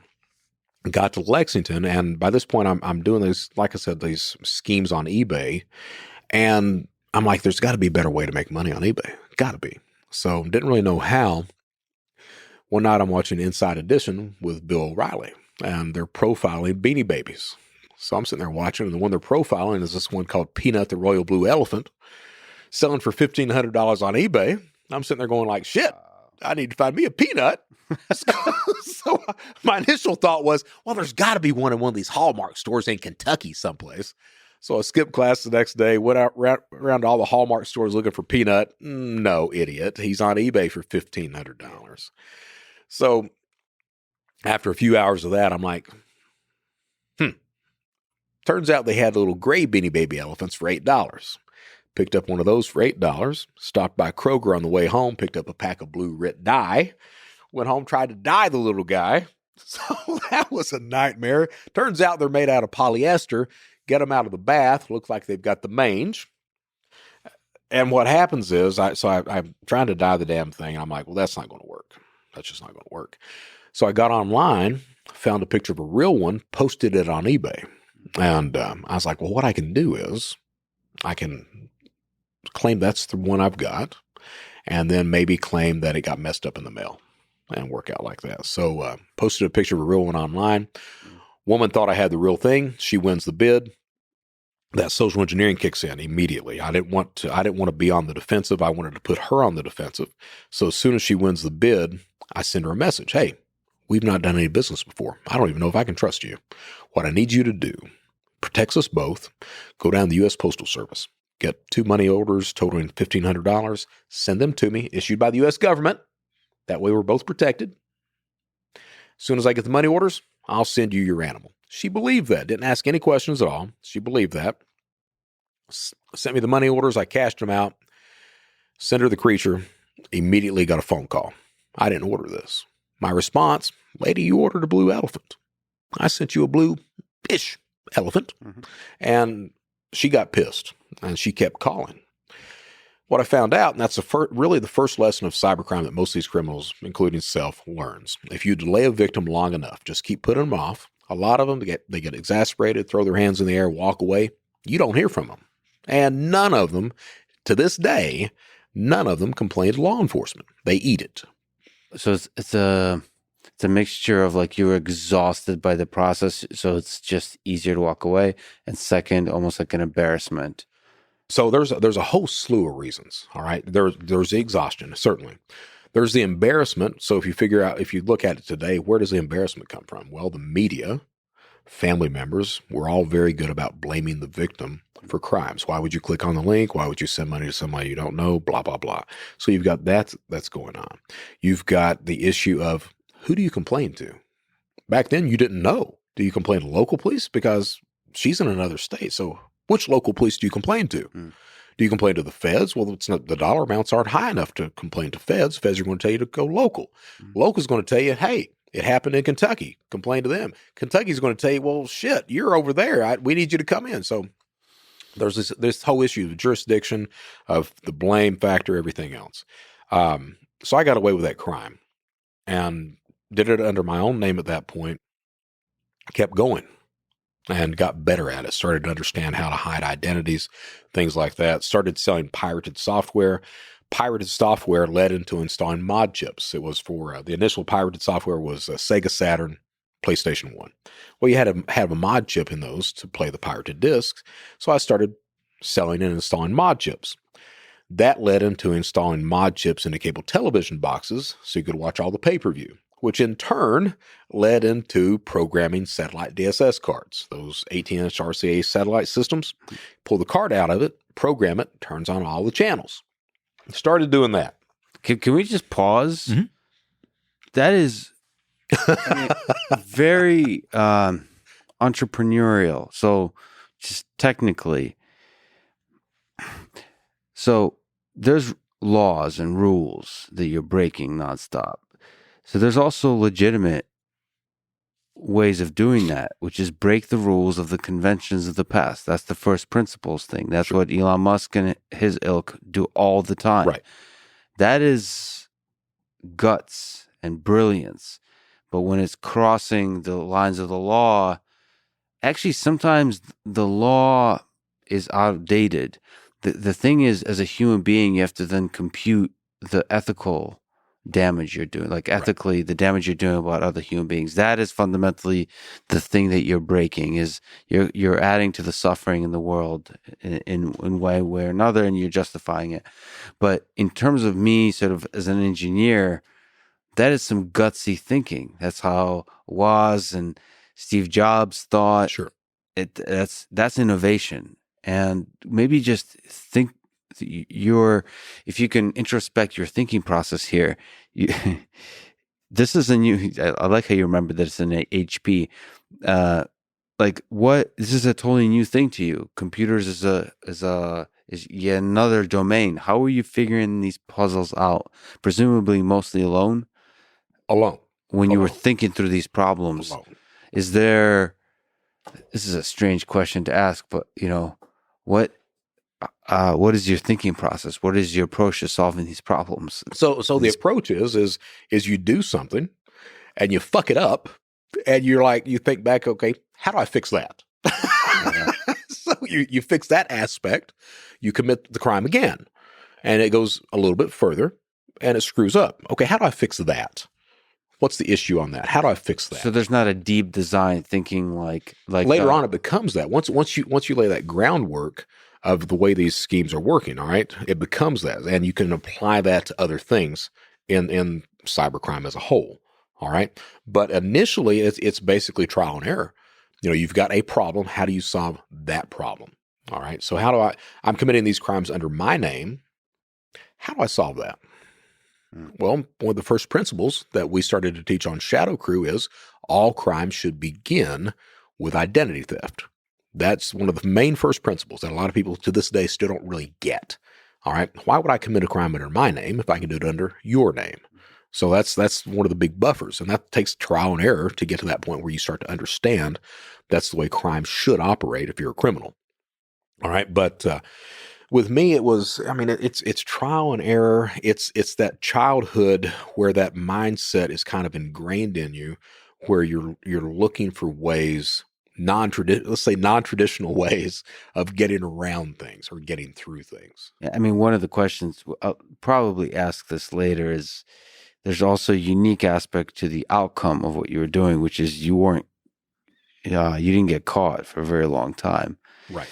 We'll talk about why that is. And the thing is, it's so interesting. All crime probably to be effective should start with identity theft. Right. I like that identity theft because identity theft can take so many forms. Right. So yes, so ShadowCrew. You started with love. So now we're doing these schemes online. I'm programming these satellite DSS cards, and one of the interesting things, and you still see that to this day, is something will happen that will create an industry for criminals. All right. So what happened is Canadian judge rules about the same time that I'm doing these satellite cards. Canadian judge comes out and says, hey, it's legal for my citizens to pirate those signals. And his reasoning is since RCA doesn't sell the systems up here, my citizens can pirate it. Okay. So what happens is overnight, about the same time, PayPal comes into play. So PayPal's coming right online at about the same time. Overnight, little cottage industry pops up in the United States. You go down to Best Buy, buy the system for $100, take it out in the parking lot, open the system up, open the box up, pull the system out, pull the card out, throw the system away, program the card, ship its ass to Canada, $500 a pop. Started doing that. Business is good. Making, $3,000, $4,000 a week doing that. I'm like, yeah, that's good. I have so many orders, I can't fill all the orders, and quickly think to myself, why do I need to fill any of them? They're in Canada. I'm down here. Who are they going to complain to? Because I already found out people don't complain. All right. They're not going to complain to anybody. So I start especially in Canada. And I'm having them send money. That's when PayPal's first into play. And it amazes me that everybody is using PayPal. It's like, you don't even have to really ask. They're like, can we pay by? Yeah, you can pay all day long by PayPal. And PayPal had no clue what they were doing with security. So it's like, okay. So they're sending money to PayPal. I'm having the PayPal cashed out to bank accounts in my name at that point. And I get scared because by that point, I'm still in $4,000 to $6,000 a week. And I'm like, somebody's going to be looking at money laundering. So get it in my head. I'm like, best thing that I can do is get a fake driver's license, open up a bank account using that driver's license, cash out at the ATM. Good. No idea where to get a fake ID. Not a clue. So I get online, looked around, spent a couple weeks looking around, thought I found a guy. He went by the screen name of Fake ID Man. Thought I found a guy, sent him $200, sent him my picture. Dude rips me off. And I'm like, what the hell, man? Oh, I got played. He had a little website set up with reviews, and I'm like, oh, it's all legitimate. Yeah. He's building that trust that I talked about. So the end result, I got pissed, and there was no site that dealt with anything criminal or cybercrime related. The only real avenue you had was an IRC chat session, internet relay chat, and that I'm sure you've been on that. It's this rolling chat board. You don't know who the hell you're talking to. Most of them are full of shit. You can't trust anybody, and you're sitting there trying to conduct business. So, if somebody claims they've got a product or service, do they have it? Does it work? Or are they just going to rip you off? Because in those channels, everyone's a criminal. Mm-hmm. I kept looking around, and I happened upon a website called Counterfeit Library. And Counterfeit Library only dealt with counterfeit degrees and certificates, as on degree mill type stuff. But they had a forum, and no one was using the forum. So I basically get on there and bitch every day. Mm-hmm. I got ripped off, don't know what to do, bam, bam, bam, bam, bam. About the same time I start doing that, two other guys show up. One's named Mr. X. He's out of Los Angeles. The other guy's named Beelzebub. He's out of Moose Jaw, Saskatchewan. And we all become buddies. Mm-hmm. So, a few weeks of me bitching, a few weeks of them responding. Beelzebub gets me on ICQ. And he sends me a message. He's like, I went by the screen name of Gollum at that point, Gollum Fun. And he's like, Gollum, I can make you a fake driver's license. And I was like, well, motherfucker, do it. And he's like, well, I'm going to charge you for it. I'm like, yeah, you are. He's like, I am. I was like, no, you're not. And he's like, look, man, he said, this business, if you're going to do this, you have to trust people or you're going to fail.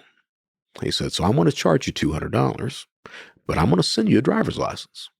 Well, by this point, I'm friends with the people who own Counterfeit Library. We're emailing, chatting, everything else.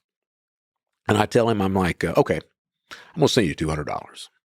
That way, when you rip me off, I'll have them ban you and I don't have to deal with you anymore. And he's like, bet. I'm like, okay. So I sent him $200, sent him my picture. 2 weeks later, I get a driver's license. Name is Steven Schwecke out of Ohio. And real guy. Worked at ADP payroll to this day, works at ADP is where the guy works. Got the driver's license. And to me, at that point in time, it was the prettiest thing that I'd ever seen. I'd never seen a fake ID before. I thought it was great. Turns out, looking back, it's like, But it was kind of a strong first step in creating a fake identity. Very strong. Very strong. So that was like, can I ask you just on the point he made that if you're going to be successful in this, you should have people you trust. Is he right on that? Oh, he's absolutely right. He's absolutely. So you have to have, this is like mob. You have to have an inner circle that you trust. I'm sure you've probably heard me say this before. Successful cybercrime. All right. There are 3 necessities to being successful online if you're a criminal. 3 necessities are gathering data, committing the crime, and then cashing it out. All 3 of those necessities have to work in conjunction. If they don't, the crime fails. The problem, and it's a huge problem, is that one guy can't do all 3 things.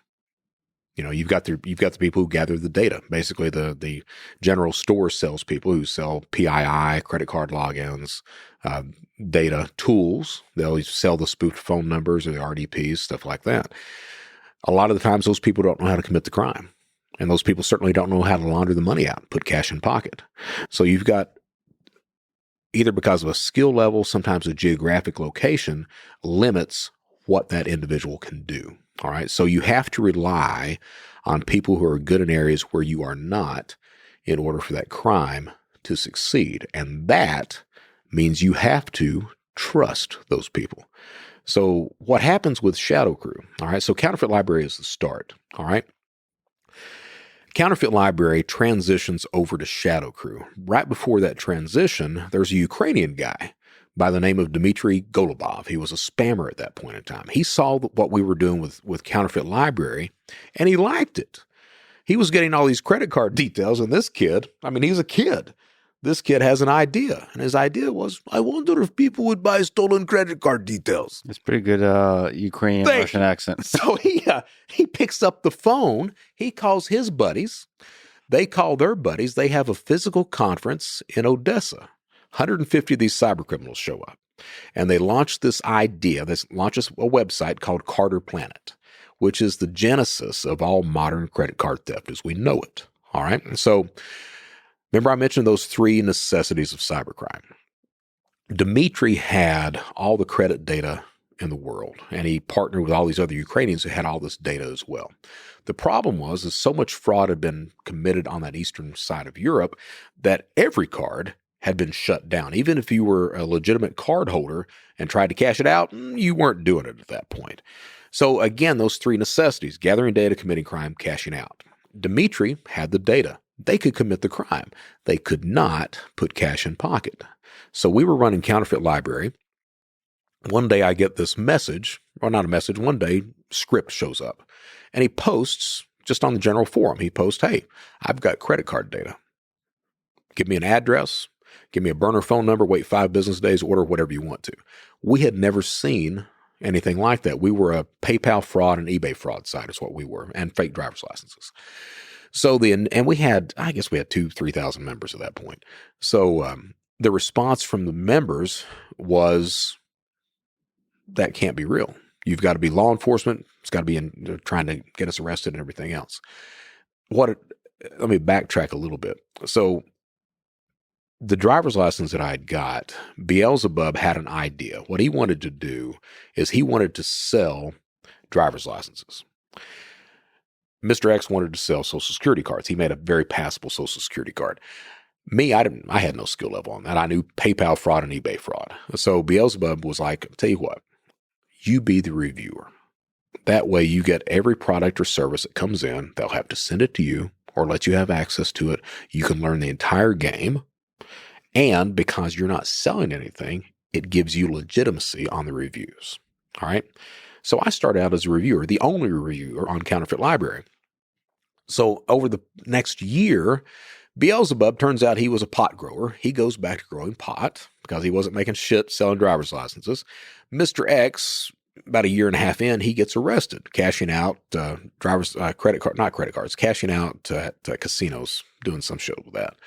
So I'm the only guy left standing, and I'm at the top of the heap. So, and it becomes this thing where if I review somebody, they make a lot of money. If I don't, you don't do business here. So Script shows up saying he's got this. I'm the only reviewer on site. People think he's law enforcement. First week it goes like that. After a while, I'm like, okay, I got to do something. And I'm scared, man, because I'm like, he may be law enforcement. Mm-hmm. So I get him on ICQ and I'm like, "Hey, you have to be reviewed." And he's like, "What the hell is that?" So I tell him what it is. He's like, "You review me." I was like, "Yeah, that's the idea." So give him a drop address, give him a burner phone number, wait 5 business days, and I try to hit Dell for $5,000. The order fails. I get back on ICQ. "Hey, man, it didn't work." He's like, "Give me one more chance." I was like, "Look, I'll give you one more chance, but it's your ass after that." And he's like, "One more chance." I'm like, okay. Give him another address, another phone number, wait another 5 business days. Hit Thompson's Computer Warehouse for $4,000, Dell for $5,000. Order goes through, get the products in.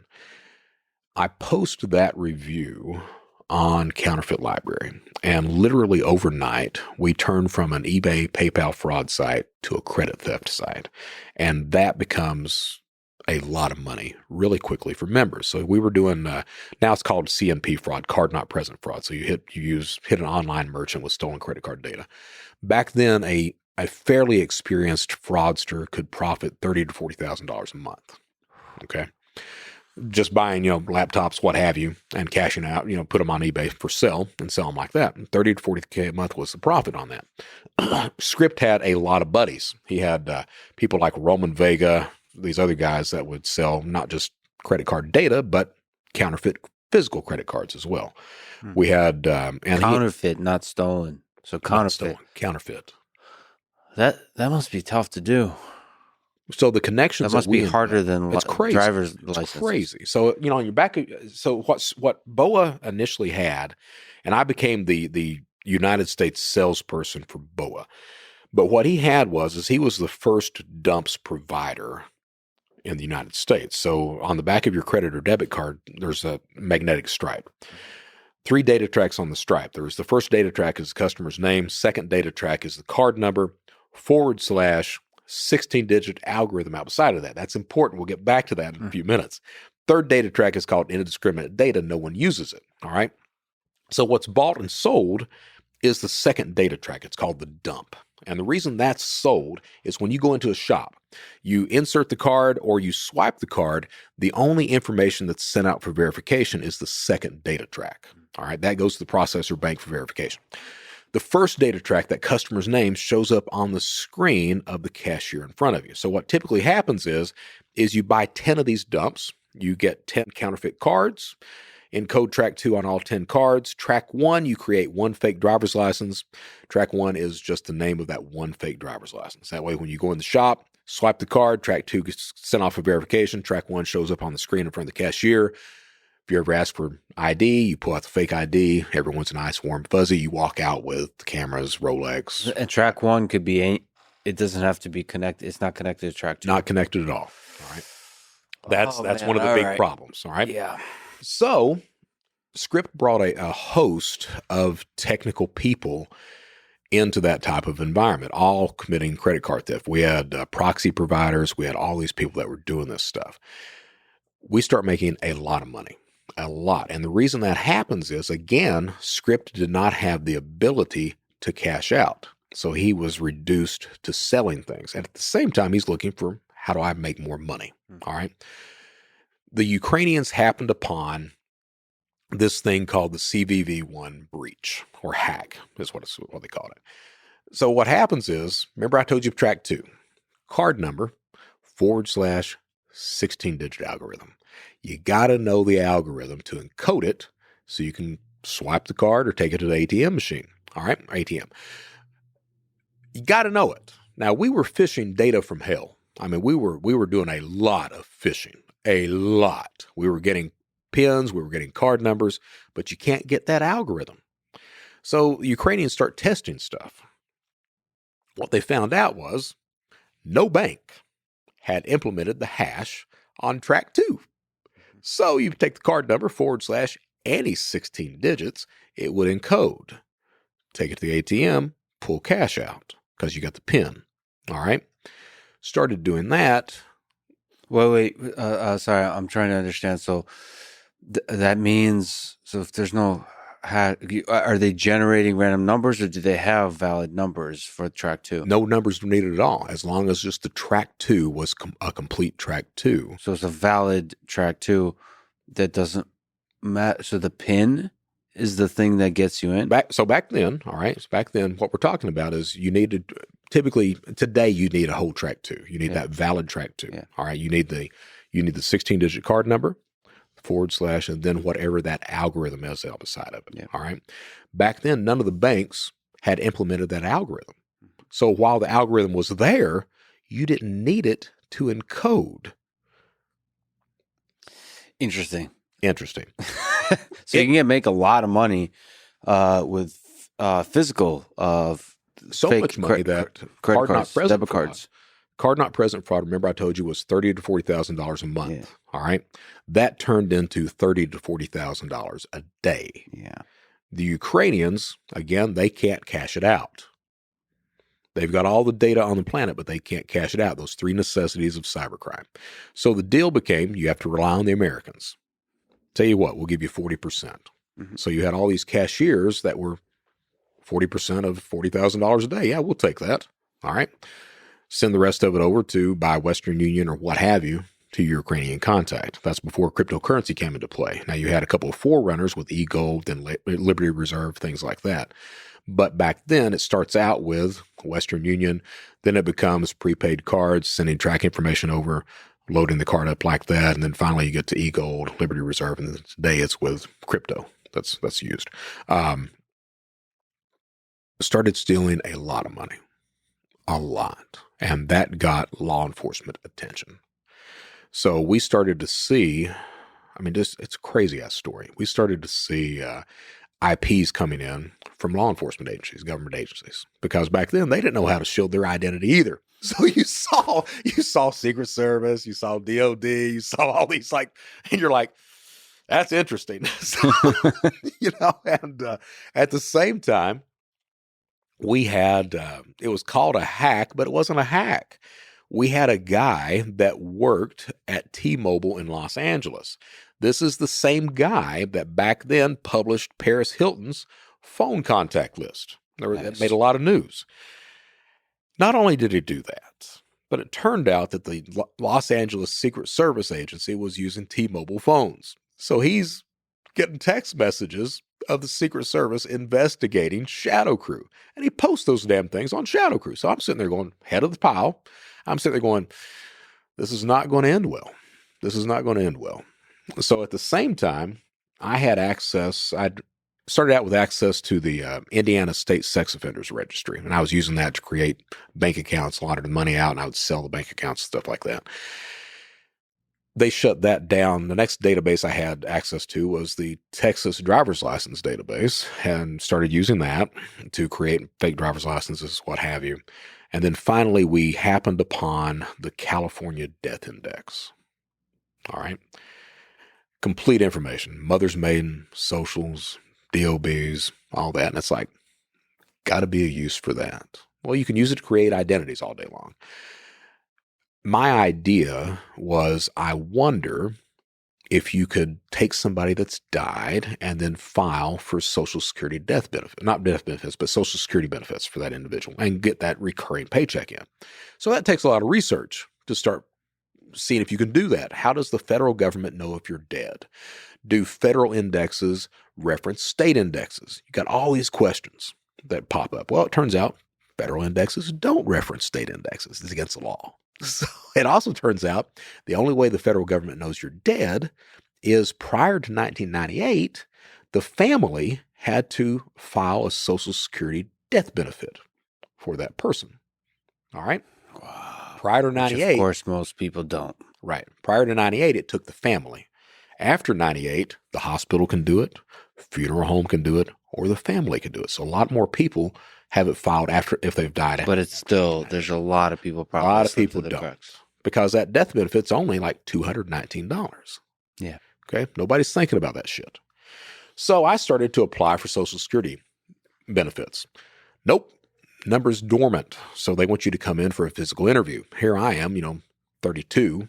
You're not going to pass as a 65-year-old. So no. So the next idea I had was, wonder if you could file income tax returns on these people. Turns out you can. All day long.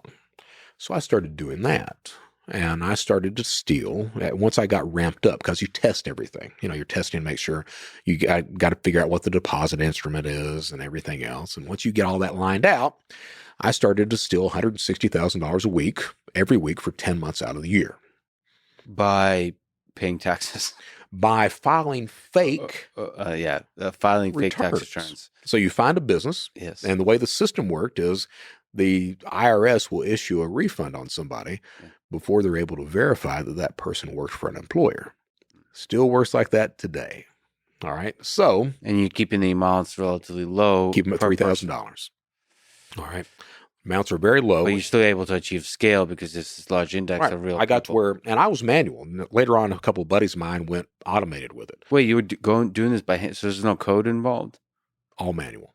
Wow. I'd file a return once every 6 minutes, work 10 hours a day, 3 days a week. So typing fast and clicking. One return every 6 minutes. That's changing IP. That's changing address, everything else. One return every 6 minutes. For 3 days a week. Fourth day, I would take a road trip, plot out a map of ATMs. And then the next 2 days, cash out. Bam, bam, bam, bam, bam. All right. Come back home, rinse and repeat. Turns out that a backpack, I don't see any sitting around here, but a backpack will hold $150,000 of 20s is what it'll hold. So I'd put $150K in 20s in a backpack. I had a spare bedroom. I'd come in, toss the backpack in the bedroom. This is very, very important information, and the fact that you know it is also very. Yeah. First, we started with a volume of coal that weighs a ton, and now a backpack holds $150,000 of 20s, and then you can multiply that by 5 for hundreds. Yeah, I like it's 20. this. Most of the time, it's 20. It's coming out of ATM, right? That's Each 20 true. weighs You can't do a hundreds. gram. Each 20 weighs a gram. So you can actually go by weight, which is what federal authorities do when they get a pallet of cash. They just weigh it. Oh, they Okay. just weigh it. So 150K is 7.5 keys of cash. 50. Oh, that's pretty light. not bad. Not bad. Did you get a big backpack? Do a good run with David Goggins with it? Nice. I like it. So the fact this is great. So wait, where does that come in with the backpack? So what happens is I didn't know how to launder money. All right. Yeah. So, I'm throwing cash in the spare bedroom. One day you open up the bedroom and you're like, got to do something with those backpacks. Yeah. And that's when you start learning how to launder money, cash-based businesses, things like that. I had a production company, had a couple of detailing company. I was thinking about going into food trucks, things like that in Charleston, South Carolina. Actually, can you pause on that to take a tangent there? How does money laundering work? I mean, at that time, and what years are we talking about? This is, by the time the tax return schemes go into play, we're talking 2002, 2003 is when tax returns start. And so what, at that time and what you're aware of now, how it evolved, how does money laundering work? It's not that much different. It's really not. You get a cash-based business, start laundering the money or putting the money through that, saying the transactions are legal. You then start depositing into bank accounts. From the bank accounts, my thing is have bank accounts in the United States, Mexico, Canada, and then finally bounce over to Estonia was the final destination of all this stuff. And the idea is to try to move them to so many places that by the end of the day, it looks legal and you can't trace it all if you're ever caught, which you ultimately are. But so cash-based businesses, So when you say, sorry to interrupt, the cash-based businesses, so you have money that needs to be moved to other people. So how does that work? What's the business? Are people providing you a service and you're giving them money? Right. So you do the Ozark thing if you want to do that. So you can gamble, cash out something like that. So there are trips to whatever casinos you've got. You've got your production company or your detail company. So how many cars are you cleaning a day? How many companies have you got to do that? All right. Whatever that company is, it's got to be cash-based. Somebody's paying you in cash is what you're doing. You have to have enough of those cash-based businesses where it doesn't look funny. Yeah. All right. Because if you're a detail company making $100,000 a month, that's a problem. Yeah. Okay. So then you start depositing into that. Well, because of the Patriot Act, as suspicious activity reports, SARS came in at $2,500 instead of the $10K that it used to be. So all of a sudden you've got multiple bank accounts that you've got to set up. All right. Fortunately, what you also had is you had a bunch of prepaid debit cards that were coming into play at the same time. So a combination of bank accounts, prepaid debits that had ACH abilities attached to those as well, and you start running them all together.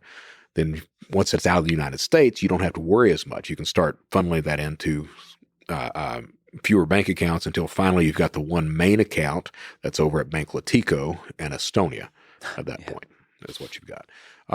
So a bunch of hops that end up at a place that you can't trace. And to give you an idea, I was arrested February 8th, 2005. My last seizure was 2010.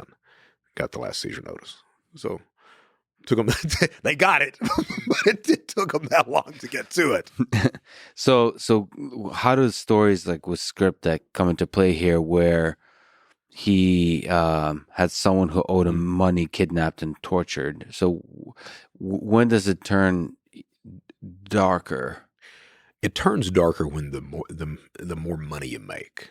Script was a kid that he was stealing enough money that he was able to buy whatever estate he wanted to. And he would brag about touring the countryside. And if he saw property that he liked, he would buy it. And that was not just a brag. He was doing that.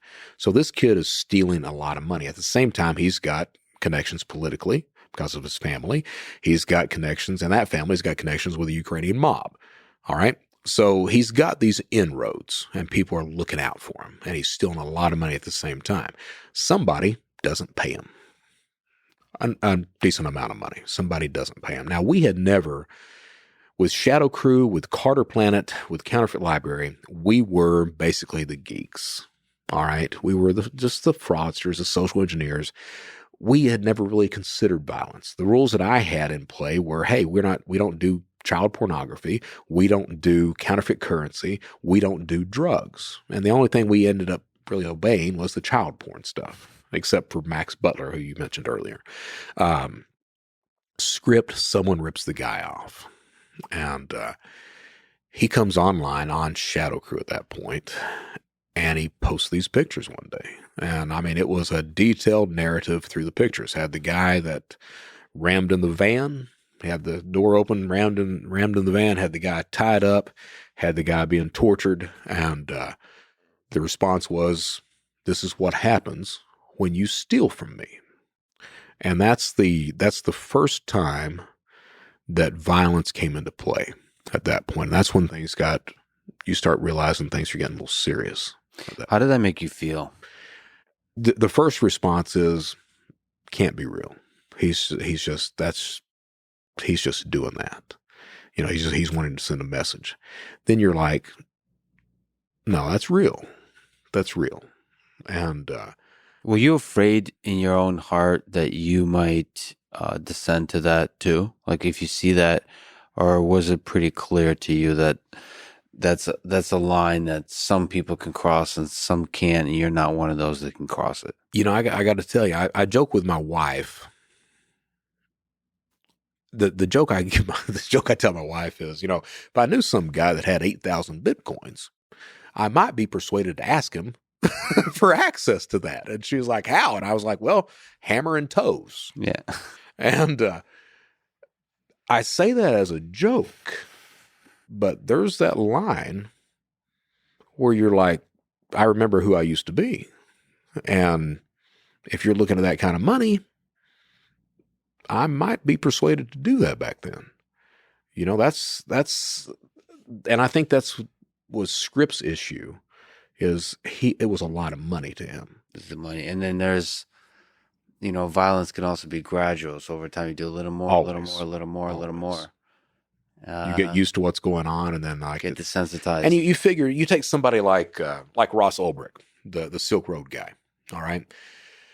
Ross was not a violent guy. He was not. But at that point in time, you know, he was sitting on 24 million in Bitcoin. He was the only game in town. And that 24 now is like, I don't know, 22, 24 billion, some crap like that. But he felt in danger of this guy was going to turn him in. You know, it was a blackmail him and everything. So Ross thinks he hires a couple hitmen to kill the guy.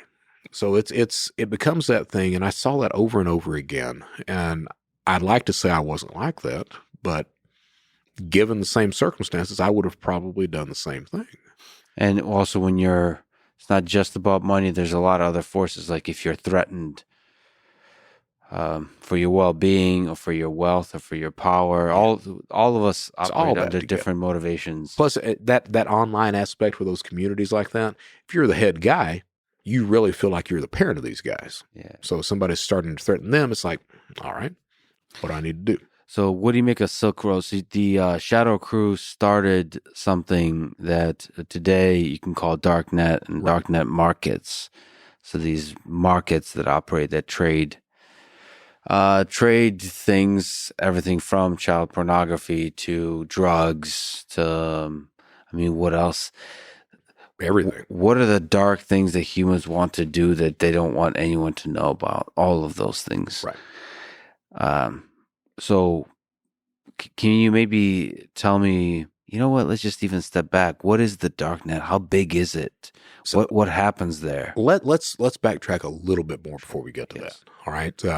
What ShadowCrew did, other than, you know, dealing in all these stolen wares, what ShadowCrew did that's really important. Remember those 3 necessities that I talked about. But the important thing is it established trust among criminals. All right? Because that's a necessity. You have to be able to trust who you're dealing with, because you have to deal with somebody. You have to. All right? So how do you know you're not dealing with a cop? How do you know you're dealing with somebody that's skilled? How do you know you're going to deal with somebody that's not going to rip you off? You have to be able to trust that individual. ShadowCrew provided that trust mechanism for criminals. You had that communication channel, the forums, where you could reference conversations weeks, months old, take part, learn from those conversations. Mm-hmm. You had vouching systems and review systems in place, escrow systems in place. You knew by looking at someone's screen name if you could trust the individual, network with the individual. All right, and that community of just humans provided that backbone of trust. And that's really interesting when you think about it. You had the trust that was there, but you also had this almost this instantaneous information that was available about the community or about cybercrime at large. And that's still in play today. All right. So when that was the way things were until a couple of things happened. And one was cryptocurrency. The other one was the Tor browser, the dark web. Now, I was working with the Secret Service, ripping the Secret Service off when Tor comes into play. All right. So we got a memo in one day, and it was talking about the Tor browser. And it was like, we really need to be careful with this. This is going to be a problem. And so we all fired up the Tor browser, and it turns out this was 2005, early 6. Turns out it was completely unusable. Could not use it at all, simply because no one was using it, and it was extremely slow. So for people who don't know, Tor browser is a way to be completely anonymous. As long as you properly know how to use it. Right. Huge caveat. Yeah. All right. So developed by the United States Navy, and they developed I didn't know this. Yeah. I did not. Oh, yeah. It wasn't the hackers that... Interesting. U.S. Navy. To this day, the number one funder of Tor, military. To this day.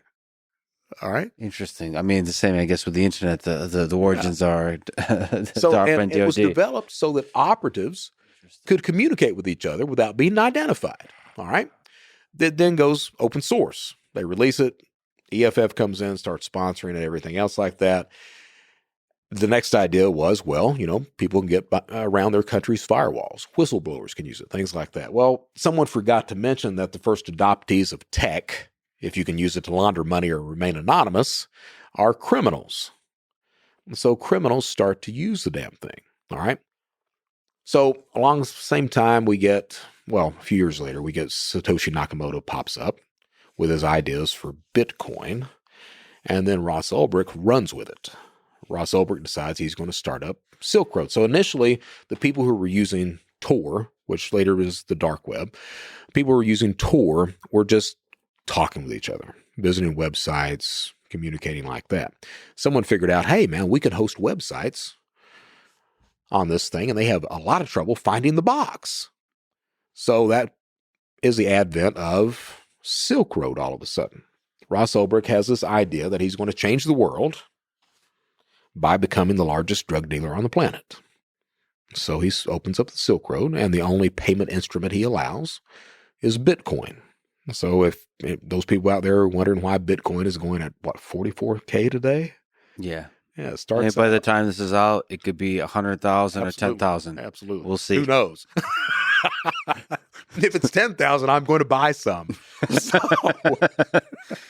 which is a hilarious statement to make, because that statement would be ridiculously wrong like 5 years ago, right? I know.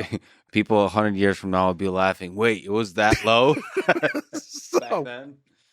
So he only accepts Bitcoin, and that's, of course, the initial use case of crypto is, no one wants to admit it today, but the initial use case is, we're going to buy a bunch of pot. And we need a way to pay for it. So that's what happens. Ross, it's really interesting to me. If you look at motivations of cyber criminals, the motivations are status, cash, ideology. All right. My guys, all cash across the board, all cash. Ross is ideology. He really believed he was going to change the world. He really did. And I've been fortunate. I actually know the guy who ran Silk Road 2. And have talked to the kid, everything else. And I will tell you that those guys who are motivated by ideology, they are a completely different breed. They really are. It's not, the cash guy, it's low-hanging fruit. The ease of it's hard to stop committing crime. But it's much easier for a cash-motivated individual to stop than it is that ideology guy. That Silk Road 2 guy, he's still got it. He's not breaking the law, but you can see it's like he wants to. He wants to. So it's that's fascinating. That the worst atrocities in human history are committed with people that operate under ideology. Yeah. All the other motivations are much weaker. But you think about it, with Ross. Very bright guy. Very bright guy. But think about the amount of cognitive dissonance that the guy's got, that he thinks he's going to change the world by running a drug site. I mean, certainly, could he have changed the world? Yeah. Could he have done it like that? Probably not. Well, I can steel man those arguments. So I listen to quite a few libertarians, and you can push that to anarchists, and there's a lot of people that argue. So I actually talked to a professor at Columbia who actually argues that all drugs should be legalized, and not at a philosophical level, political level, but the fact that all the negative consequences of drugs that people talk about actually have to do with other factors in your life. I would agree with that. And so but that's more like a argument about negative aspects of drugs. I think the ideology comes in where it's like, well, nobody should tell you what to do. You should have the responsibility of your own actions. Like the government or any other institution shouldn't be the rule setters, the constraints for how you live your life. And so that I could see that argument being made. And ultimately, if you create an open market for drugs, how that could build a better society, it might break down the outdated, the corrupt, the bureaucratic institutions. I mean, you can make that argument. There's an argument, but, and let's be fair. I want to be fair with it. Yeah. I mean, did he change the world? We do have this whole thing called cryptocurrency. Yeah, in the long arc of history, perhaps. Yeah, we do have that. Yeah. So that's a biggie. And that might have been for it to take hold in society, maybe the darker parts of society at first. Maybe that was necessary. Right. I mean, maybe. We'll see how it pans out. ShadowCrew, we had this guy, Albert Gonzalez, this kid's name. We were growing so big that I had to start farming things out. So the first thing I started farming, I instituted this review system, kind of establishing that trust mechanism even further for criminals to use. We needed somebody to take care of our tech aspects of the forum. So associate of mine by the name of Kim Taylor, we were looking for a forum techie. He comes to me one night and he's like, found our forum techie. I was like, who's that? And he's like, it's this kid. And I was like, is he any good? He's like, well, he knows the software. And I was like, okay. We just signed his ass on. He went by the screen name of Cumba Johnny was his screen name. And he starts selling credit cards after a while under a screen name of Scarface. And that CVV1 breach where you're cashing out the track twos at ATMs, $40,000 a day. So Albert's in New Jersey one day, broad daylight, and stands at an ATM for 40 minutes, just standing there, feeding in one ATM card after another, pulling out cash, taking the 20s out, stuffing them in that backpack. Mm-hmm. Meanwhile, just across the street, a couple of cops just happened to be there. Mm-hmm. And they start noticing this kid's just standing there. So 40 minutes they watch this kid, 40 minutes. Finally, one cop looks at the other. Let me see what's going on there. Walks over across the street. Albert's wearing a wig. He's got the disguise on, everything else like that. Asks him, kid, what are you doing? Albert falls apart. We didn't know Albert had been arrested. So Albert immediately goes in. I want to work for the Secret Service. At that point in time, Secret Service, I referred to, and I want to make sure I don't say that it's not like that anymore. But back then, they were fucking idiots. All right, they had no clue what was going on. So there was a competence issue that they were working through. Is one way to put it. That's a nice euphemism. So, or fucking idiots is another way to say it. So they're just like not aware of this digital world. They had no clue. No clue. The way that Albert tells them how to catch us, because they looked at him, how do we catch them? And Albert's like, Albert, I'm serious. Yeah. I'm serious. So Albert's like, well, you could try a VPN. What's a VPN? Yeah. So he explains it to them. They're like, that's a good idea. So I quit ShadowCrew. I was worried about all the news that was coming in and everything like that. I'm still in $160K a week. I didn't know Albert had been arrested. I'm worried about being arrested. I know the writing's on the wall. And I'm like, I'm quitting. Where did you see the writing? Like The IPs that were coming in? Yeah. The text messages about the Secret Service investigators building. So the pressure's building. It's not going to end this is not going to end well. Yeah. This is going to be bad. So I announced my retirement of April 15th, 2004 is my retirement. I think that's 2004. And I quit. I walk away. Well, Albert had been arrested. They cut him loose. No one knows he's been arrested. He comes back into ShadowCrew. I leave. Kim Taylor at the same time, he's kind of on the run, which if you want to know that story, that's a nightmare story in and of itself. So my second in charge, Kim Taylor, this guy, there was this guy named David. Oh, what was his name? He was El Mariachi was the guy's name. David Thomas. David, he was a film guy. So Scarface. Yeah. So El Mariachi, real name David Thomas, he's on the run out of Nebraska for check fraud. He comes to us on ShadowCrew telling us this sad story. We take up a collection for this guy. Send it to him, all right? I get him a job working with a low-level carter, trying to make him some money, all right? El Mariachi Thomas does this for a few weeks, comes to me one day, and he's like, man, I'm not making any money. I'm like, okay, let me see what I can do. Well, I had a Ukrainian guy by the name of Big Buyer. He, real friend of mine, and I contacted him. I was like, look, man, I got a guy that wants to do some work. Can you help the guy out? And he's like, I got him. I was like, okay. So he sends Thomas enough money to go. Thomas is in Texas at that point. Sends Thomas enough money to go from Texas to Issaquah, Washington, and rent an office space. All right. So Thomas goes up there, rents his office space, him and his girlfriend, rents an office space. And the plan is Big Buyer is going to place an order, get product sent. Mariachi is going to get the product, list it on eBay, cash out 50-50. Easy enough. All right. So Big Buyer places an order. First order is Outpost.com, $18,000. The largest order Outpost.com had ever received at that point in time. Okay. Order goes through. It goes through still. Goes through. He gets the product. All right. Mariachi comes back, tells my second in charge, Kim Taylor. Kim Taylor at this point, I'm 33, 34.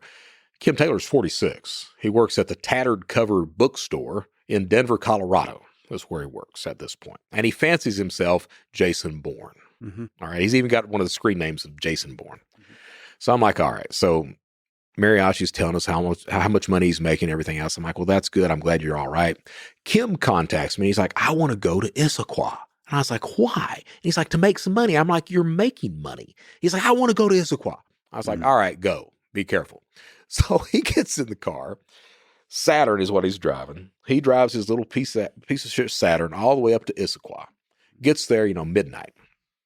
They party all night long because they've never met each other. They're just celebrating, partying, drinking, everything else like that. Meanwhile, Big Buyer has placed another order with Outpost.com, $17,000. The second largest order Outpost.com had ever received at that point in time. By this point in time, Outpost knows the first order was fraudulent. Guess where it's going? The exact same address the first order goes. So Outpost picks up the phone, calls Issaquah PD. Hey, we got a fraudster. Issaquah's like, would you mind sending some empty boxes? And Outpost is like, be happy to. So the rule is on credit card fraud, if you've got full account access, you place the order. The morning it's supposed to arrive, you sign into the bank account or the credit card account. If you can sign in, you go pick up your product. Mm-hmm. If you can't sign in, you go back to sleep that day. Mm-hmm. All right. Well, Big Buyer was the guy who placed the order. Mariachi and my second in charge are partying. All right. So they're supposed to contact Big Buyer. They don't. Meanwhile, Big Buyer is raising hell, getting up with me like, hey, where are the guys? I can't find them. They don't need to pick up this product. So I can't get in touch with them. They go down to pick up so Mariachi's got a Cadillac, old 70s Cadillac. He's got a Cadillac, pulls into the complex. Now, Mariachi's driving. Kim Taylor's in the passenger seat. David Thomas's girlfriend's in the back seat. as they pull into the complex, going through the parking lot, Mariachi just happens to glance over and he sees a van with a guy sitting sideways in the van. And he looks at Kim Taylor and he's like, that's an undercover. And Kim's like, it's fine. So they pull up to the office complex. Kim's like, I'll go in and get the packages. So he walks in, looks at the guy behind the counter. I believe you have some packages for us. Guy's like, 1 second. So he disappears around the wall. Out pops the Issaquah PD, arrests Kim. David Thomas is in the car watching all this happen. He bugs out, and they arrest him on the interstate, where he has 3 fake driver's licenses in his wallet, along with his real driver's license. Another no-no, but they get him. So David Thomas had outstanding warrants out of Nebraska. We couldn't bond him out. Kim Taylor didn't have any warrants, so we bonded him out. My third in charge, Kid, Seth Sanders was his name. He bonds him out, uses his girlfriend's account to bond him out. And I get Kim Taylor to go to Utah, where another friend of mine agrees to house him and his wife. So I think everything's fine and all that. About 3 weeks later, this guy in Utah gets me on the phone. Hey, he's got to go. I'm like, what's going on? He's like, well, the only thing he's doing is popping ecstasy tablets every day, all day. And I'm like, seriously? He's like, yeah. I was like, okay, he's got to go. So we kick him out of there. By this point, I've got another crew that's coming through. I mean, I had all these crews running. Had another crew that's coming through Denver. Send Kim back to Denver to partner up with these guys. Kim gets these guys arrested. So by this point in time, I'm exasperated. I just want to throw my hands up in the air and walk away. So my retirement's coming up at the same time. So I'm like, fuck it. I'm done. So I tell everybody, the rest of the admins and the mods there, I'm like, this is what's going on. You guys need to watch out for this. We need to ban Kim, not let him back in. Be careful what's going on. I walk away. At the same time I walk away, Cumba Johnny, Albert Gonzalez, comes back into play. He sees everything that's going on. He uses that to his advantage. He starts banning everyone that's suspicious of him, sets up the VPN at the same time and says, hey, to make sure we're all secure, I need all transactions to go through this VPN. VPN's ran by the Secret Service. All right. Secret Service ends up, I think they ended up cataloging like $7 million worth of transactions over the next 4 or 5 months. ShadowCrew makes the front cover of Forbes, August 2004. Headline, Who's Stealing Your Identity? October 26, 2004, United States Secret Service arrests 33 people, 6 countries, 6 hours. I was in Charleston, South Carolina when I saw it happen, and I'm like, so you're the one that got away. I'm the one public. There were a couple other guys that got away that they didn't publicly mention. One, his name was Tron. He was in the Zero. Yeah, exactly. But he went by the screen name Tron. He had access, almost unfettered access, to Bank of America. So what happens is they identified the guy. Secret Service is in the air to go get him. They call the Ukrainian police. Hey, we're coming down to arrest this guy. Ukrainian cops are like, oh, come on down. So as soon as they got off the phone, Ukrainian cops get in the car, go down and tell Tron, hey, they're coming to get you. Yeah. So he bugs out down to South America, and they don't catch him, I think, for 6 or 7 years after that, something like that. Caught him eventually. Caught him eventually. Well, let me actually ask you on this point. You've said that if you do cybercrime, eventually it's not going to end well. It does not end well. Why is that? So I don't want to say that's because you're going to be arrested, because honestly, very few people are arrested. All right. But it doesn't end well because of the type of person that you become. You quoted me earlier. You lie to everybody around you. You lie to yourself. You lie to your friends. You lie to your family. Of course, you lie to your victims. You don't have any friends. I went 20 years without friends. I had associates. I didn't have friends. And you can't truly trust. You don't trust anybody. You don't trust anybody. I had my wife. I was married for 9 years. I lied to her every single day of those 9 years, and it took her 9 years to give up on me, to realize that I was that piece of shit. And She leaves at that point. Then from there, I started dating a stripper and lied to her. I thought I had friends. I lied to all those people that I knew that thought they were my friends. I lied to them the entire time. You become that individual. I don't think a lot of people really understand how bad that is. You talked about, you pointed out that woman that I ripped off. She was trying to put a roof on her house for freaking kids, man. You're that person. You're that person. So you're also lying to yourself. And that's not a mindset in which you can grow as a person, find happiness, find genuine, simple human affection, which is what love is. Yeah. Simple, real friendship, all of those things. Right. So, I went to prison, of course. One of the most important lessons that I learned in prison, because crime as a whole, if you're a criminal, it's an addiction. All right. If you're addicted to something, whether it be drugs, crime, gambling, what have you, if you're addicted to something, you cannot love anything else except the addiction. The addiction comes first. All right. And, you pointed out some of those truly despicable things. Script, for example, tortures that guy. You get to the point where it's like, okay, this is the business. And, I tried to convince myself that, I'm a businessman, but I'm a good guy on the other end. And you're not. You're not. So those lies become part of it, everything else. And, you get the higher ups are usually arrested. They are. But, you've got millions of cyber criminals these days.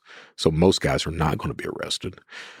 So you may be arrested. You may be like freaking Jonathan James. He was a miner, a very, very talented individual, very competent. He had, as a kid, he had broke into NASA, DOD, Pentagon. He shut the NASA computers down for 6 weeks. This is that kid. Then he decides he wants to go into credit card theft. Partners with Albert. He's arrested with Albert. Law enforcement, they were going to blame him. He was the only competent individual. So this kid gets up one day. He wasn't in prison yet. He gets up one day, goes in his dad's bedroom, gets out his .45, walks in the bathroom, and blows his brains out. You've got things like that. Or you're going to rip somebody off, and you're going to end up like scripted with that guy, the guy who ran Evolution Marketplace. No one knew who. Two people ran that, a guy and a girl, and no one knew who they were. He ends up stealing about $24 million, a lot of it from Ukrainian mob, and they found him about a year later on a beach without his head and hands. But it always goes south. But more than anything, to me, the negative thing is you really become somebody that, just truly a despicable human being. When you get to the point when you're destroying people's retirement accounts, you're stealing money from a woman that simply wants to do something good for her family. When you become that individual and you're okay with that, my God, man, it got to the point. I had one guy I ripped off. It's like for $900. This is when I first started the cybercrime stuff. It's when I was becoming competent.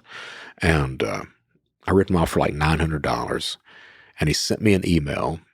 And he was like, the email said something like, I guess you needed the money. And it's okay. You keep it. And I'm getting chills right now thinking about it. But it's that where you become that individual. Yeah. Can I actually backtrack? I love. Okay. I do too. And there's a story that you fell in love with a stripper. You have to tell the story. Dude. So how did you fall in love with somebody? Not that there's anything wrong with that profession, but it's romantic. It's like a True Romance, by the way. Great movie. It is a great film. It's truly a great film. And even Brad Pitt, who makes a brief appearance, is genius. There's so much good acting there. Anyway, so tell me that love story. All right, so that like I said, I get from my dad. I get that fear of being abandoned.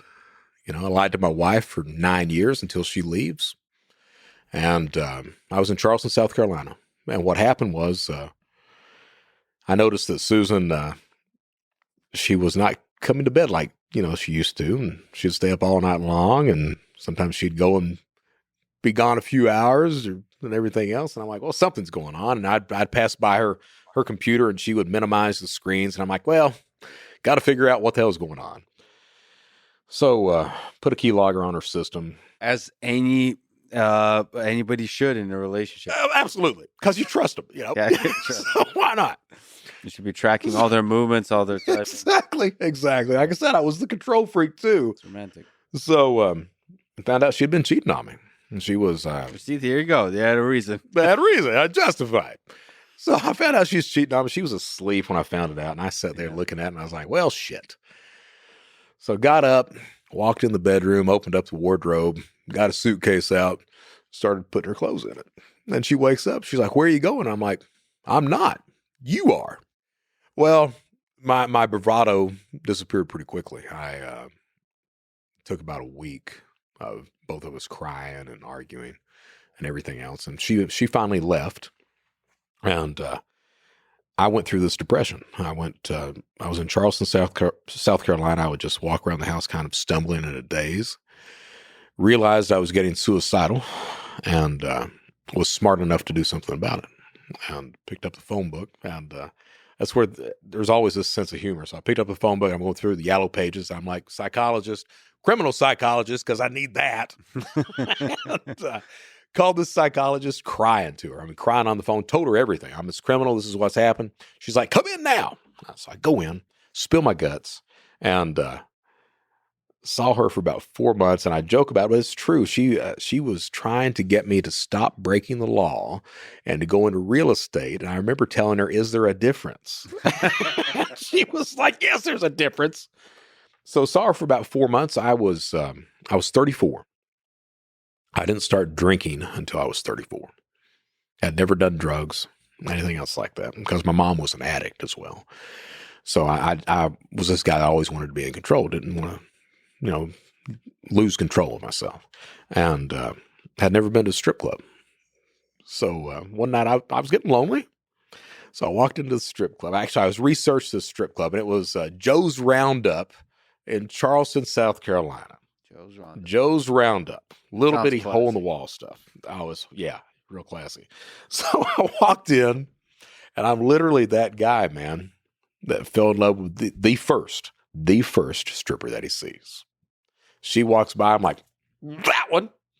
So I didn't know the strip club game. I'm, again, criminal, naive as hell. So belly up at the bar, order the beer. I'm sitting there drinking it. She comes over to me. And we start talking, and she's like, would you like to get a bottle of champagne? I was like, does that mean going in back or what? She's like, well, yeah, you need to do the bottle to go in back. And I was like, sure, let's buy a bottle of champagne. $400 bottle of Corbel. Wow. So I'm like, all right. So, and again, that bravado disappears pretty quickly. I get back there, and we talk for 2 hours. And, nowadays I don't understand that most men who go to strip clubs, the strippers are their therapist most of the time, all right? So I'm sitting there talking, we're talking. And of course, she's sizing me up. She's looking at the watch. She's like, what kind of car you drive? Everything else. And I'm like telling her and talking. And so at the end of the night, I'm like, really nice meeting. She's like, it's so nice meeting you too. So I leave. So you guys just talked. And there's no this dancing, feeling of love and all of that. Yeah. So just talked, got along pretty good. I'm like, I like her. Yeah.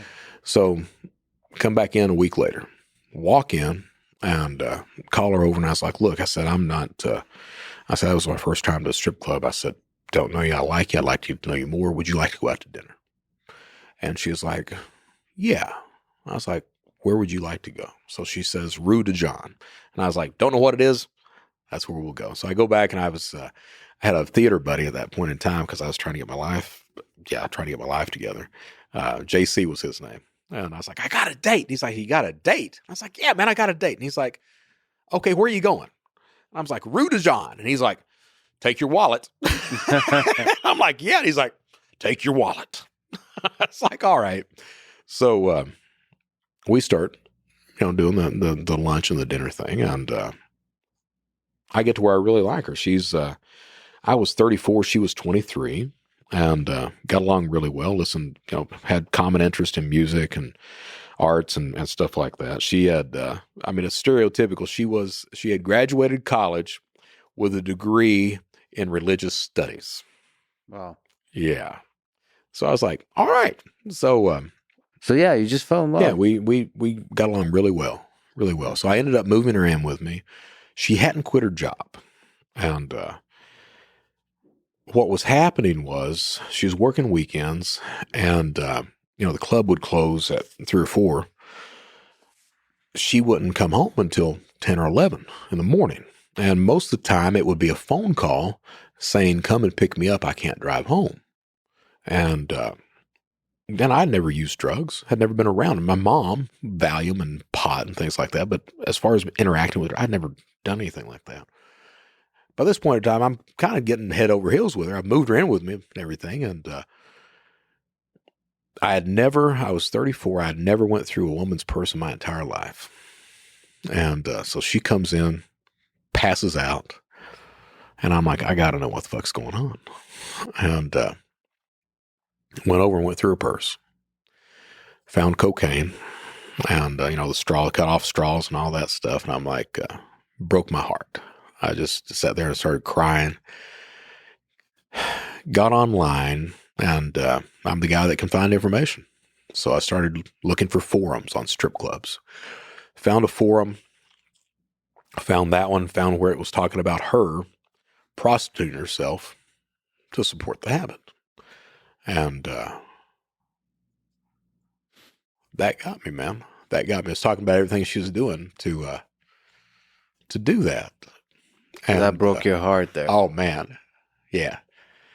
So went and I didn't have the heart to tell her that I knew she was a prostitute. But I went to her and I was like, she was waking up and I was like, look, I found this in your purse. I can't have that. And she's like, well, you think I'm prostituting? I was like, no, I don't think that. I knew it, but I didn't mention it to her. And I was like, I can't have that. Well, I don't do that. It's just a one-time thing. I was like, all right. So she went back to work and continued to do it for a couple more weeks. And then finally I was like, I can't. So I picked her up one morning. It was like she couldn't drive home. Before I picked her up, I'd written her a note, left it on the pillow. So I brought her home, tucked her in the bed, and told her I'd be back that night. Told her she had a letter when she woke up. I woke up, and the letter was basically, I love you. If you can't stop this, don't be here when I get back.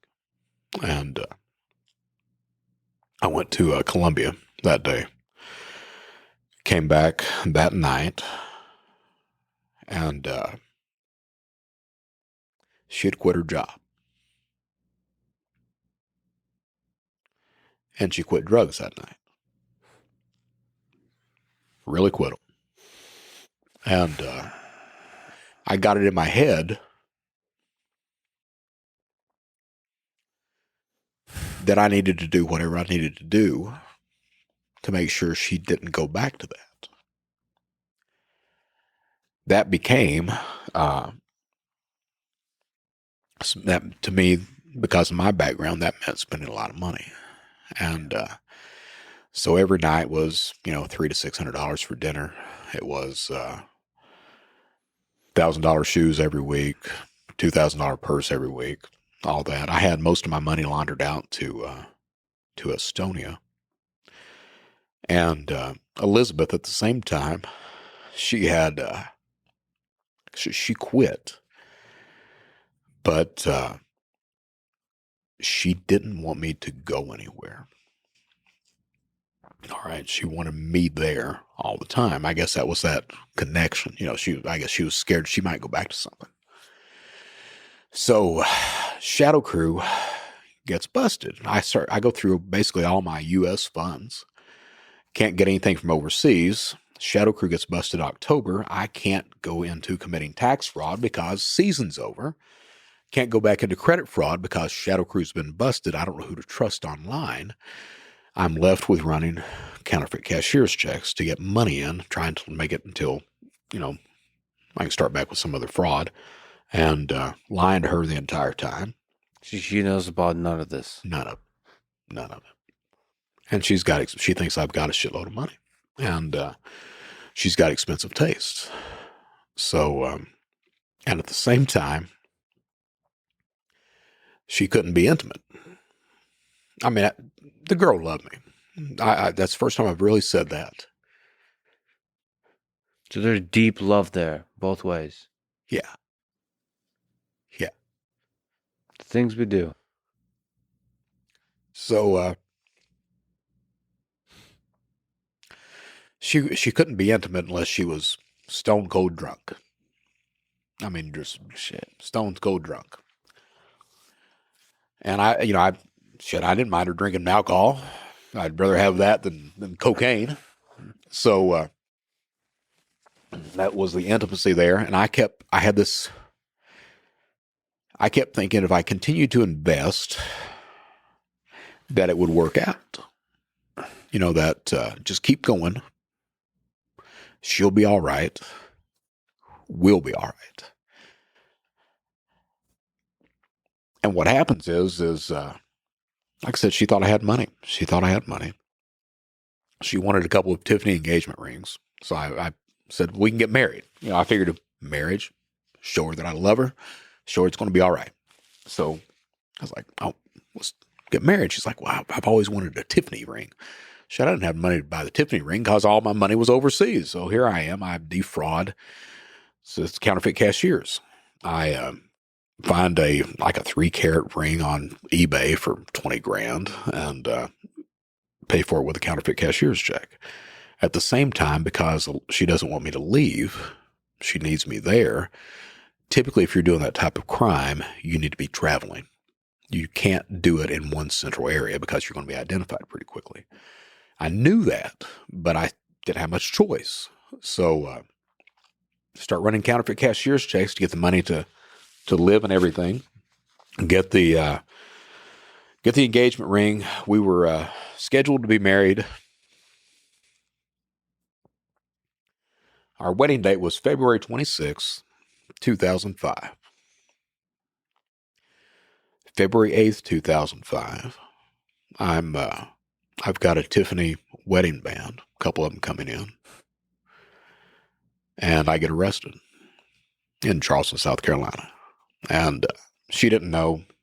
I told her, I said, I've got to go pick up those rings. She thought I was just having them sent in. I said, I got to go get those rings. And I said, we'll go out to dinner after that. And I left at 8 o'clock in the morning. And I was arrested at, I think, 11:30, something like that. Of course, I wanted to call her, and the FBI got me. It turns out it was controlled delivery. There were like 30 agents in the parking lot. FBI got me. Charleston PD got me. Within 45 minutes, the Secret Service comes in, takes over that investigation. They knew exactly who they had. Along about 7 o'clock at night, they're like, we want to search your house. And I was like, look, I'll sign off on the search if you let me go with you so I can see her. And they were like, okay. So I got to see my phone at that point. I had like 140 calls that where she had been trying to call all that time. She was worried. Yeah. And so they load me up, and hell, I mean, you talk about 10, 12 cars, 40 agents, everything else. She's got a dog at that point. I'm scared they're going to shoot the dog. And it was dark. And they have me walk up, and they're all behind me. And I knock on the door and tell her the police are there, and she needs to put the dog up. So she does, and they come in and just start ransacking them, put me in cuffs, set me down, start berating her with questions. She had no idea what the hell was going on. Were you able to say a word or two to help her understand? Yeah, I was trying to tell her, and at the same time, they take a watch off her wrist. They let her keep the ring. They're telling her that I'm this guy. What's my real name? Bang, bang, bang, bang, bang across the board. So she's probably terrified. Oh, yeah. And I tell her, I was like, look, they're going to arraign me tomorrow. Don't come. I said, see what's going on, but don't show up.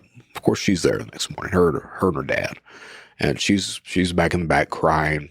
they're reading off the charges. I'm under $300,000 bond, everything else. And that's it. They throw me in a cell. Meanwhile, more charges keep coming in, and it's like 10, 12 charges a day at that point. And I'm trying to call her to make sure she's all right. And does it get through? So I spent 3 months in jail.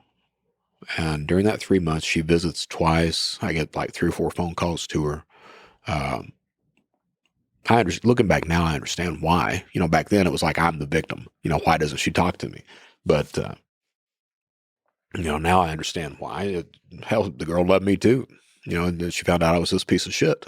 And after a week in county jail, 2 agents fly in from New Jersey, 2 Secret Service guys, pulled me out of a cell, looked at me, and they were like, we got your laptop. And I was like, yeah. And he's like, well, have you got anything on your laptop? And I was like, yeah. He's like, you're going to be charged for it. I was like, I figured. And then he looks at me, he's like, can you do anything for us? And I told him my exact words were, look, you let me get back with Elizabeth, I'll do whatever you want me to do. And he looks at me, he's like, we're going to get you out. I was like, all right.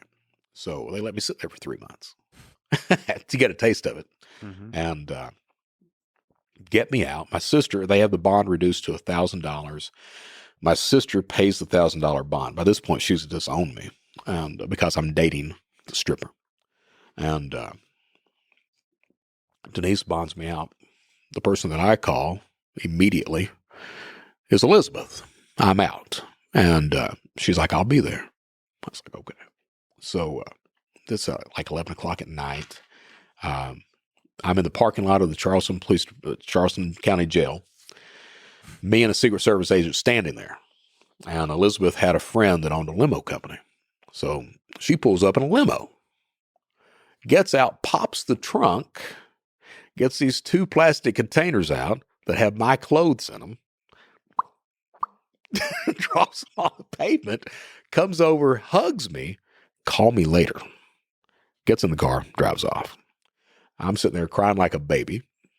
Agent looks at me, is that your fiance? I'm like, yeah. And he's like, I am so sorry. And I'm like, yeah. So I had well, she sounds fascinating. Yeah, yeah. Pull up in a limo. I had $30 to my name at that point. Yeah. $30. The agent had to pay for my hotel room that first night. So he drops me off after paying for the hotel room, buy me something to eat. As soon as he drops me off, I take that $30, walk a half mile to Walmart, buy a prepaid debit card so I can start back in tax fraud. As soon as I get back to the hotel room, call Elizabeth, beg her to come see me. She comes to see me, and we talk most of the night and convince her to give me a chance. I tell her that everything's going to be all right. They're going to hire me. I'm going to be this big consultant. Lies, just so she get back with me. And she's like, okay. And so we moved from Charleston. The field office is in Columbia, South Carolina. And I'm breaking the law. Even before I start working with them, I'm breaking the law. And so they've got me in the office. The field office, they got this big war room in there. I'm on a laptop outside line. Laptop's hooked up to a 50-inch plasma monitor on the wall. They've got a desktop sitting directly next to me, outside line, 2 Secret Service officers in the room at all times with a South Carolina law enforcement officer. Mm-hmm. My job is 4 to 6 hours a day, surfing the web, picking up targets, intel, teaching them how cybercrime operates, everything else like that. For the first 2 weeks, they are extremely diligent.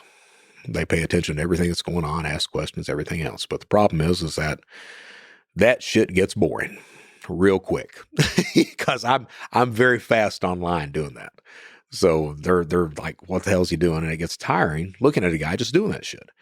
So after 2 weeks, they get lazy and bored, and they start watching porn instead of watching me.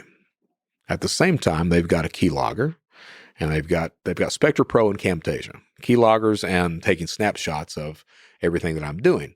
Every night it goes on a DVD-ROM on a spindle. So I'm like, they're not going to go through that shit. Mm-hmm. So I'm like, fuck it.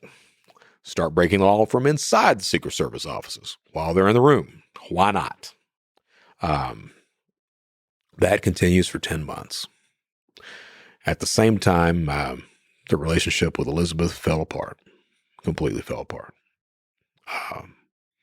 Do you have an understanding of why? It's just because of her heart got broken because there was lying. It was the She trust. felt like she did a lot Yeah. to sacrifice for the relationship.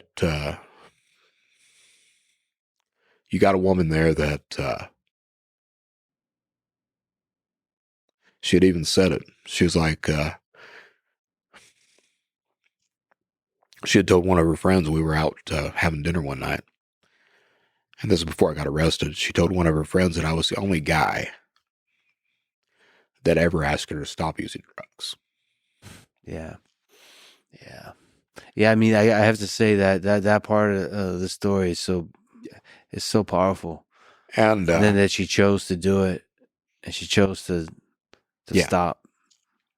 And she told me that there was one instance. She told me that if she didn't marry me, she'd never be married. And as far as I know, she's never been married. And so it started to fall apart there. Yeah, because I was that piece of shit. Still, you didn't take a step. By the way, can I just say how just moving it is, how honest you are, Brett? Yeah. Thank you. Thank you for being that person. But at that time, there's still that lying. Oh, man, yeah. So it's falling apart. She wants to start going to strip clubs, and I'm like, fuck it, why not? We'll go. So we start going to strip clubs, and she'll come back and get wasted, and we'll have sex, what have you. And one night, she looks at me, and she was like, I think it'd be funny if you got a blowjob from somebody else. And that got me. I was like, to me, that was the final straw right there. I was like, she doesn't care for me anymore or anything else like that. We've been going to strip clubs, so I started dating another stripper. And she knew something was going on. And she looks at me one day and she's like, why don't you just tell me that it's over? And I looked at her and I said, it's over. We're done. And I told her, I was like, look, I said, whatever you want. We were renting an apartment. I was like, whatever you want in here, take it. And I said, not only that, but I'll make sure you got money for several months so you're all right. And I was like, just leave me, leave my TV and leave me some plates and stuff. So I go to work that day at the Secret Service, come back that night, and she's taken everything and left a picture of herself in the bedroom on the floor. I'm like, okay, I guess I deserve that. So she's got, I like her. She's got, yeah, she was cool. So I'm giving her $1,000 like every 2 weeks or some shit like that. And it gets to the point because I'm doing this tax fraud from inside the offices. Well, the debit card companies are pinging the cards. They start to realize that, hey, some son of a bitch is stealing money using our debit card. So they start to shut down the cards before I can pull cash out. So I start not to have the money to send to her. And I'm like, she calls and she's like, look, I have to have money. And I was like, well, look, I'm doing what I can. You promised money. And I was like, look, if you knew what I was doing to get this money, you wouldn't be asking that. And she's like, I need money. My rent's behind by a month right now. And I'm like, your rent's behind? She's like, yeah. So I was like, okay. So I pick up the phone, call the rental office. And I was like, just want to make sure that, I'm sorry I'm behind on the rent for this apartment number. Oh, no, that rent's paid up 3 months. It's like, okay, hang up, call Elizabeth back. I was like, you're behind on the rent. And she was like, yeah. And I was like, funny. They just said you're up on it 3 months. And she gets quiet and she's like, well, you lied to me too. And I was like, you're right. I did that. Yeah. I was like, but look, I can't do it anymore. And that's the last time I spoke to her, right there. What happens is I was breaking law from inside the offices. I had a buddy that his name was Sean Mims out of Los Angeles. I had taught him how to do tax return fraud. I had told Sean I go missing, right? I go missing for 3 months. I told him if I ever went missing, not to contact me. And so I go missing, then I show back up online. First day he contacts, so he becomes a target. And they identify him pretty quickly at that point. He's set to be arrested sometime in March of 6. That's when he's set to be arrested. Operation Rolling Stone was the name of the operation. 9 people were supposed to be arrested that night.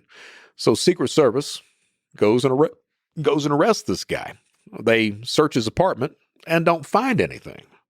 The apartment manager comes out and explains to him how Sean has done all kinds of work to the apartment. As a matter of fact, he brought in $30,000 worth of Italian tile to put in the apartment that he's renting. And by the way, last night he had a U-Haul out here and took out a whole shitload of stuff. So Secret Service comes back in. They look at me and they're like, we need you to take a polygraph. And my answer was, I ain't taking a polygraph. So they're like, well, we'll throw you back in jail if you don't. And I was like, call my lawyer. Lawyer gets me on the phone. He's like, you don't have to take the polygraph. I was like, well, good. I'm not going to. He's like, but they will throw you back in jail. I was like, don't want to do that. He's like, have you done anything? And I was like, yeah. And he's like, well, you can try to pass the polygraph. I'm like, okay. So I was like, let's take the polygraph. They asked 3 questions. The questions were, have you talked to anybody? Have you been on a computer outside of the offices? Have you talked to the press, which I was interviewing with a New York Times writer the entire time? And then have you contacted or warned anybody about investigations? And I failed polygraph completely. So they revoked the bond. Take me back down to Charleston County, throw me into jail. 3 days later, Secret Service shows back up and pulled me out of a cell. It's Jim Ramacone and Bobby Kirby. And they were, I mean, honestly, they were good men.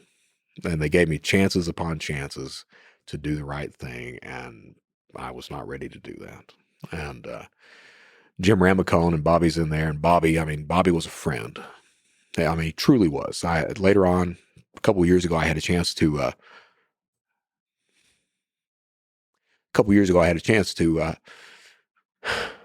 have lunch with the man, and told him I was sorry for everything I did to him because I got him and another agent fired, and told him I was sorry for what happened. And he told me then, he's like, "We were your friends, man.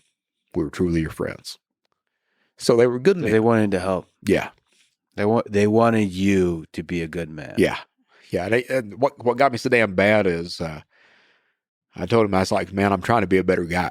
Yeah. And he's like, Brett, you always were a good guy. You just didn't know it. And fuck, people like that. Yeah. We need people like that in this world. Yeah. You need somebody to basically believe that you can be a good man. So Jim Ramacone pulls me out. He's the second in charge in South Carolina. He's got the Miranda waiver in front of him, right? And he looks at me. He's like, I'm playing hard ass. Bobby's over here looking distraught and, like a hurt dog. And Jim's like, here's the way this is going to work. He said, you're going to tell me everything you've done the past 6 years, or I'm going to make it my mission in life to fuck over you and your family. Yeah. And he said, not just this case. Once you get out of prison, I'll hound you the rest of your life. Then he slides the Miranda waiver over and he's like, now you want to talk? And I looked at him and I was like, nope. He was like, he gets up, gets all red in the face, storms out. As on the way out, he's like, fuck you very much. Yeah. So I go back to the cell. A week later, I was only under state charges. A week later, judge rules they revoke the bond improperly. Wow. Oh. Reinstates the bond. Nobody calls the Secret Service to tell them I walk out. I walk out. I was dating this stripper, and I told my mom, I was like, well, if they're going to fuck me, they're going to have to find me. She just went on the move. Yeah, I called this stripper girl up. I'd given her like $60K, some bullshit like that. And I told her, I was like, Kim, I need some money. And she was like, what? And I was like, look, I said, give me $1,000. I'll give you back $3,000 in 2 weeks. She was like, okay. So I met her in Augusta, Georgia, and got the 1,000 from her and started driving west on I-20. No idea where to go to, anything else. Got to Dallas. There was a prepaid debit card supplier in Dallas. Went in, walked in the office, convinced the guy, social engineering, convinced the guy to give me 60 prepaid debit cards without a driver's license, without payment, anything else. He did. And that started the run. I ended up stealing, from that, I stole like $160K profit, used that to buy a Jeep Cherokee, and went on. The idea was to steal enough money to bug out to Florianopolis, Brazil, and set up shop down there and do it again. That was the dream. That was it. So I was on the run for 4 months, stole $600,000. I was in Las Vegas, Nevada. One day I had stolen, the night before, I'd stolen $160K out of ATMs. Went in the next morning, I woke up, signed on to cartersmarket.com, which was ran by Max Butler, the Iceman. And there's my name, U.S. Most Wanted, on it. And that gets your attention. It was my real name with the U.S. Most Wanted beside of it. Nobody knew my real name in that environment at all, but then they did. And it was talking about me being part of the Secret Service, Operation Anglerfish, everything else. So of course they're all like, everybody's after they're you. like, oh yeah, we're going to get this son of a bitch. So I sit there looking at it, and I was like, said it out loud. I was like, well, Mr. Johnson, you've made the United States Most Wanted list. What do you do now? And I was like, I'm going to Disney World. So, literally said that out loud. So loaded up the Jeep, drove from Las Vegas to Orlando, Florida, and got the 2 annual passes, one to Disney World, the other one to Universal Studios. Paid for a timeshare. They were building these new timeshares right off Universal Drive, building these brand new timeshares.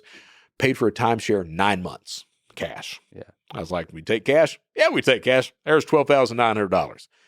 Then it wasn't furnished, so I went down to a furniture store, bought $30,000 in furniture. They had seized a DVD collection of mine worth $30,000, bought that back, and proceeded to go to Disney World every day. And that lasted about 6 weeks.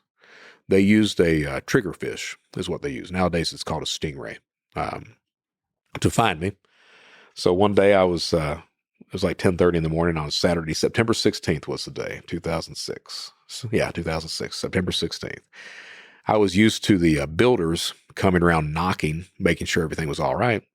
So I was asleep, heard this knock at the door, and get up, look through the keyhole, nobody's there, the peephole, nobody's there. I was like, huh. Open the door, step out into the hallway.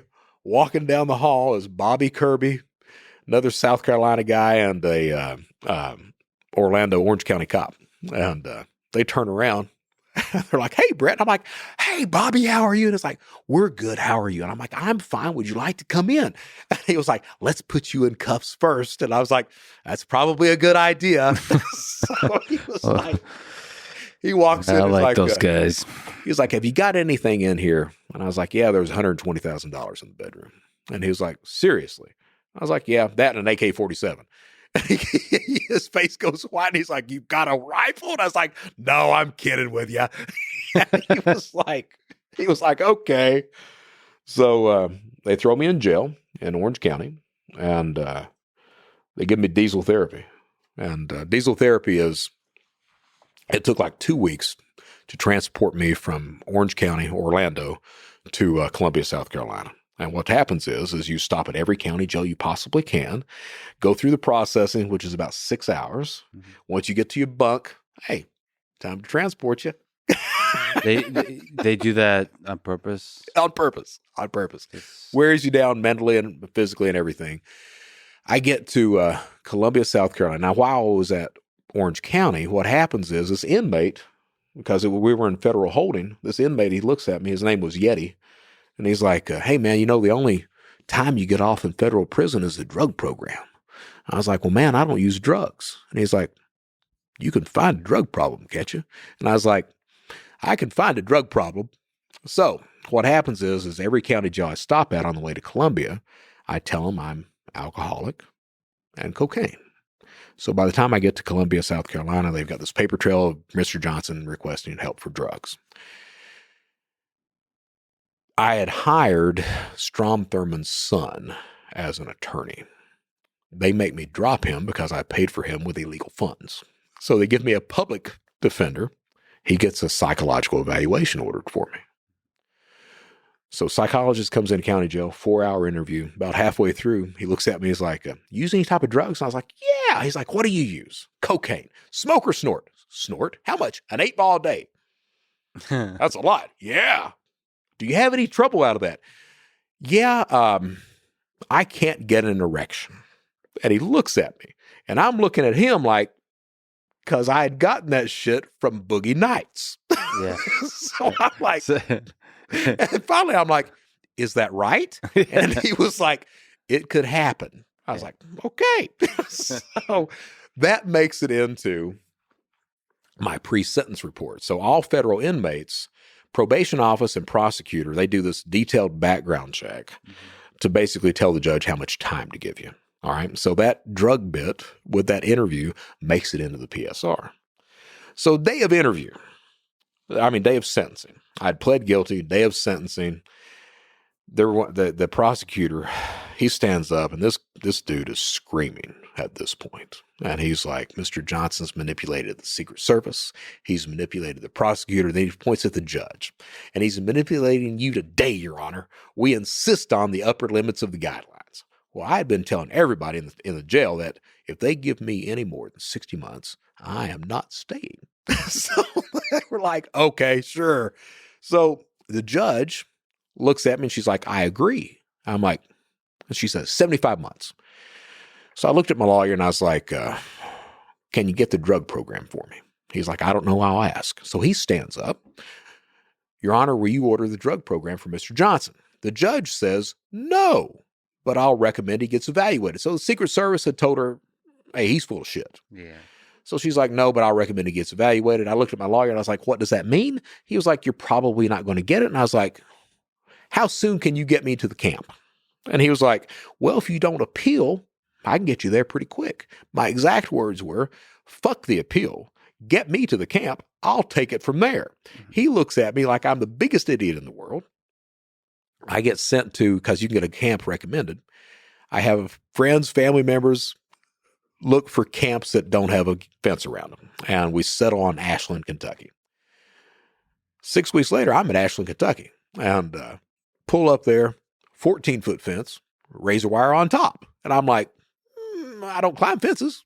So I go in. First question I ask is, are there any jobs outside of the fence? And he was like, guard's like, well, you can work in the national forest. And I'm like, no, I'll die out there.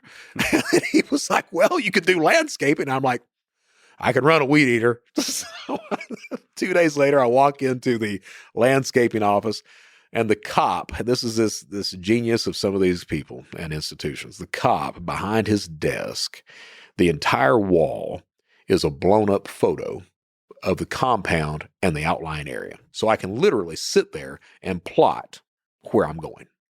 All right. My dad, I hadn't spoken to that man in years.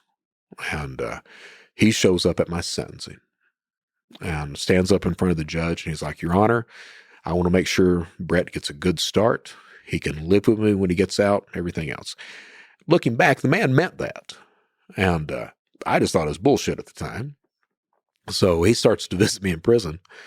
In prison he starts to visit. And about the third visit in, he looks at me. He's like, I've been reading about you online. I was like, yeah. He's like, yeah. He's like, that's a lot of money you made. And I was like, yeah. He's like, you think you can teach somebody how to do that? And I'm like, so what I used to say, and it's this thing of, really coming to terms with things. What I used to say is I thought my dad was back in my life and that he was just trying to use me. All right. The truth of the matter is that my dad hadn't really seen me except in that frame of crime. being that criminal with my mom, everything else. And I really think that's how the man was trying to communicate with me. He wanted to connect with you in the places where you know, where you love, where you're interested in, Right. where your addiction is, essentially. Right. And what I did is I manipulated the man into helping me escape. So I agreed to teach him how to do tax fraud. And in return, he had the only money he had to his name. He had $4,000 cash. So I manipulated him into giving me that and to dropping me off a change of clothes, a cell phone, and a driver's license. The only driver's license he had was my driver's license, Brett Johnson. So I was at the camp for, 6-8 weeks. And the hardest worker that landscaping had ever seen. At one point, the cops got me on a mountainside with a broom sweeping off the mountain. I'm like, yeah, we'll do that. Absolutely. So you're building trust with the guys there. Yeah, working my ass off. Yeah. And at the end of 6 weeks, I take off. And I lasted, I think, 2-3 weeks, something like that. U.S. Marshals, I made it 120 Take off, you escaped. Escaped. U.S. Marshals, they're canvassing a 3-state area. They find me, I think, 250 miles away. It's like Lexington, Kentucky. They find me in Lexington because I had to use my real driver's license. I had a laptop. I had prepaid debit cards. And I had stolen identity information. And kind of the way it got me was I had dyed my hair this flaming red. I had this deep tan. I didn't look anything like myself. And I was at a hotel, had the curtains open, saw this guy. I was on the laptop, saw this guy walk by. He walks by the window and he stops. And then he backs up. He looks inside. He knocks on the window. I look up at him. He's like, you. I was like, me? And he's like, you. Then he pulls out this badge and he points at it. He's like, and then he points at the door. Now. So I was like, oh, okay. Oh, wow. So I open up the door and he's like, U.S. Marshals Service. So they arrest me. And how did they track you down? They canvassed that area. They talked to every hotel, everything else. It's like traditional, like they were traditional police work is what it was. So it wasn't like from the internet. They kind of got something. Not at all, just straight good police U.S. work. Marshals are outstanding. Yeah, everything they do. So they arrest me. I go to I'm initially held at a county jail in Moorhead, Kentucky, and that was one hell of an experience there. But then I'm transferred after sentencing on that. So sentencing. Here's the weird thing. So I spent I think 2 or 3 months at the county jail in Moorhead, Kentucky. Get sentenced. At my sentencing, it happened so quickly after the initial sentencing that they used the exact same pre-sentence report. The report that's got all that drug shit in there. So at my sentencing, prosecutor's there, Secret Service is there, judge, me, and my attorney. Prosecutor stands up. He's like, Your Honor, we would like it if you would consider that when Mr. Johnson was arrested, he had a laptop, he had all this information with him, looks like he was engaged in identity theft yet again. Judge looks at the prosecutor, says no. Says, hey, if you were going to charge him with it, you should have charged him with it. I'm only considering the escape. Then he looks at me. And he's like, Mr. Johnson. He said, it looks like by you keeping your mouth shut right now, you're really saving yourself a pretty serious charge. And my response was, yes, Your Honor. And he was like, then he opens up the pre-sentence report and he's fingering through it. And he's like, it also looks like before you got involved with all these drugs, you were a pretty good citizen. And I was like, yes, Your Honor. And he's like, so here's what I'm going to do. He said, I'm going to give you 18 months on the escape. I was like, okay. He said, I'm also going to give you, no, it's 15 months on the escape. He said, I'm going to give you 15 months on the escape. He said, and I'm also going to order the drug program for you. I was like, yes, Your Honor. So the drug program gives you a year off and it gives you 6 months in halfway house. So by escaping, I got out of prison 3 months earlier than what I should have gotten out of. So the original thing about drugs worked in the long long term. The interesting thing with that, and this was the best lie I ever told. Honestly, the best lie I ever told. I spent 8 months in solitary confinement. Okay, 8 months, and that's an experience because you ain't got no books for the first month or so. Then they give you a King James Bible. Yeah, and then. So for a month, no books. No so books for a month. What? This is a pretty small 6x9 room. 6x9. Yeah. No books. No books, no paper, no pen, no pencil. Just you alone with your mind. You got a mat, a toilet. What's that like? You sleep as much as you can. You're sleeping 16, 18 hours a day is what you're doing. What about, were you thinking about even just going back to like Elizabeth? You thinking about you go through all that. The whole thing. All that. Every bit. Your mom too. Yeah. Going through every single bit of that. And so you're supposed to get out an hour a day. Law says you're supposed to get out an hour a day. That's the law. That's not the way things actually happen. What actually happens is you're lucky to get out an hour a week. You take a shower twice a week, and that's it. You get a phone call once a month. Oh, so you don't get to see nature. Don't see anything. You get in solitary. All right. And it takes about a week. The first week is the roughest. You're bouncing off the walls that first week because you can't sleep, can't do anything else. Then you start to adapt to it after a while. When that book does arrive, you're happy as hell to have it. I'm well versed in the King James Bible, so you're happy to have it. Then finally, you get other books that come in from that point. Spent 8 months at that, and they send me out to a real prison, Big Spring, Texas, West Texas, where. Have you been out there? No, man. But I could tell. Prairie dogs and tarantulas. Yeah, is what it is. It got no kidding. It gets so hot that warnings come on the radio telling you not to drive on certain streets because they're melted. That's Big Spring. Oh. So if you've seen the movie From Dusk Till Dawn, the opening scene is in Big Spring, Texas. So it's hot. Yeah, very hot. So and that's where I find out what a real prison is. And it's not ran by guards. Prisons are ran by inmates, and that's a fact. So you're met at the door by whatever race you are, is what happens. So Big Spring is a converted Air Force compound. It's a disciplinary prison, so you get the bad guys that are in there. So I go through processing, and I'm walking up to the unit, and I'm met at the door by a guy named Nick Sandifer. He's the treasurer of the Aryan Brotherhood. And first question out of his mouth is, any more white guys come in? And shit, I didn't know. I was like, hell, I don't know, 4 or 5? Next question is, what are you in here for? My answer was, because I'm like, I ain't got no worries. My answer was, computer crime. Smiled at him. And it turns out, wrong thing to say. Because computer crime is not credit card theft or hacking or any bullshit like that. Computer crime in prison is child pornography. So tell him that. He looks at me like I'm a piece of shit, goes and gets his buddies. They circle around. What are you in here for? I like how the Aryan Brotherhood has like lines. They're like, oh yeah, this child porn. That's it. That's the bad guy. They circle around. They're like, what did you say you're in here for? So I'm sitting there trying to explain it to them.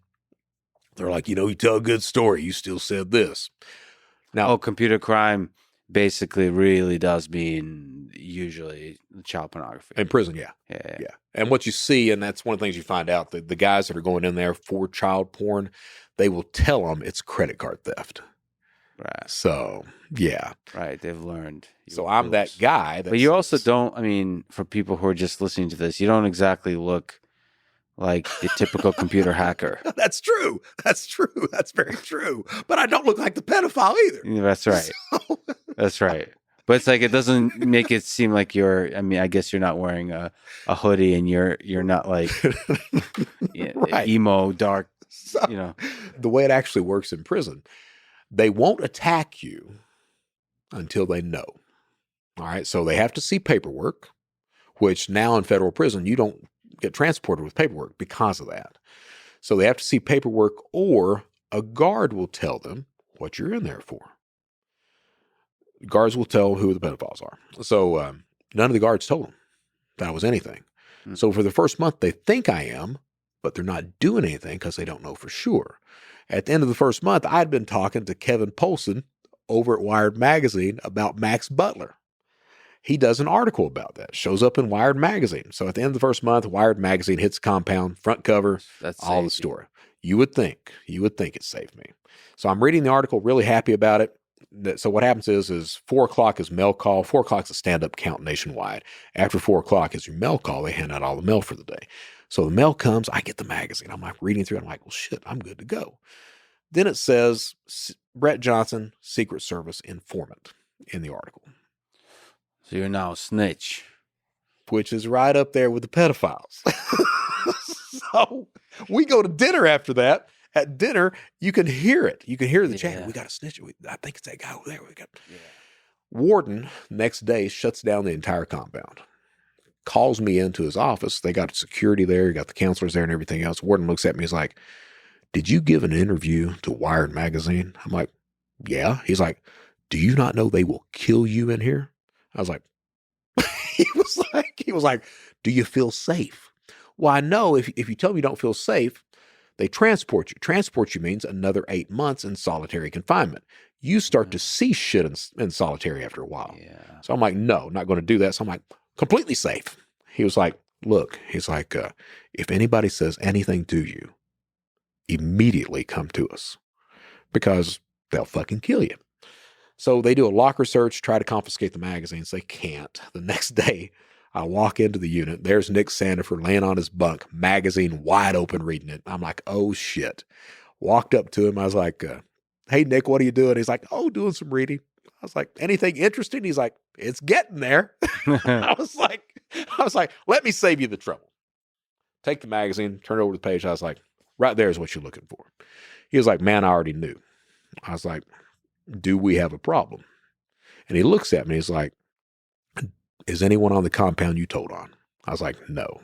He's like, until someone gets here you snitched on, we're okay. I was like, okay. He's like, but I need you to do something for me. All right. So in federal prison, you got to have a job. Everybody works. Doesn't matter what you do, but you got to work. I got a job in education teaching a lit class. Every Wednesday, 6 to 8:30 p.m., lit. And every area on the compound signs up for the lit class. Had a couple guards every now and then popped in. And did we teach lit? No. We taught fraud every Wednesday, 6 to 8:30 p.m. That's how I didn't get my ass beaten. Yeah. And my other job, I had 2 jobs with them. The other job, you get to the point, it's weird, man. You get to the point, people walking off the bus. You know immediately 2 groups of people. You know who the bank robbers are immediately. Just by them walking off the bus. You're like, that motherfucker's a bank robber. And you know who the pedophiles are immediately. So my job as the white guy was to approach the white pedophiles and have a conversation. And the conversation was basically, hey, don't know what you're in here for. Don't care what you're in here for. But if you got some sort of fucked up charge, you need to tell me. Mm-hmm. If you tell me, everything's going to be all right. If you don't tell me, you see those guys over there? If you start to associate with them or they start to talk to you and then they find out you're in here on something, they're going to kill you. And what are the things? Pedophile, rapist, anything that harms children, harms women, anything like that. So there are, it's like the mob. There's rules. There's an ethical code. Even if you have the division between races on all that, you still have these lines drawn. And what that looks like, hierarchy too. Very much so. And what that looks like in prison, depending on it depends on the security class that you're in, what level prison. But at that prison, what that looked like was you're not allowed to talk to anybody. You're not allowed to watch television. You can go to the library. You don't associate with anyone except your own type. If you do anything like this, we will kill you. If someone wants to extort you, we will do that too, and you won't tell on us, or we'll kill you. So that's the way that works at that point. And everybody quickly learns this. Quickly. And so typically the guys would say, I just want to do my own time. That would be the line. And it's like, okay, don't mess with him. All right.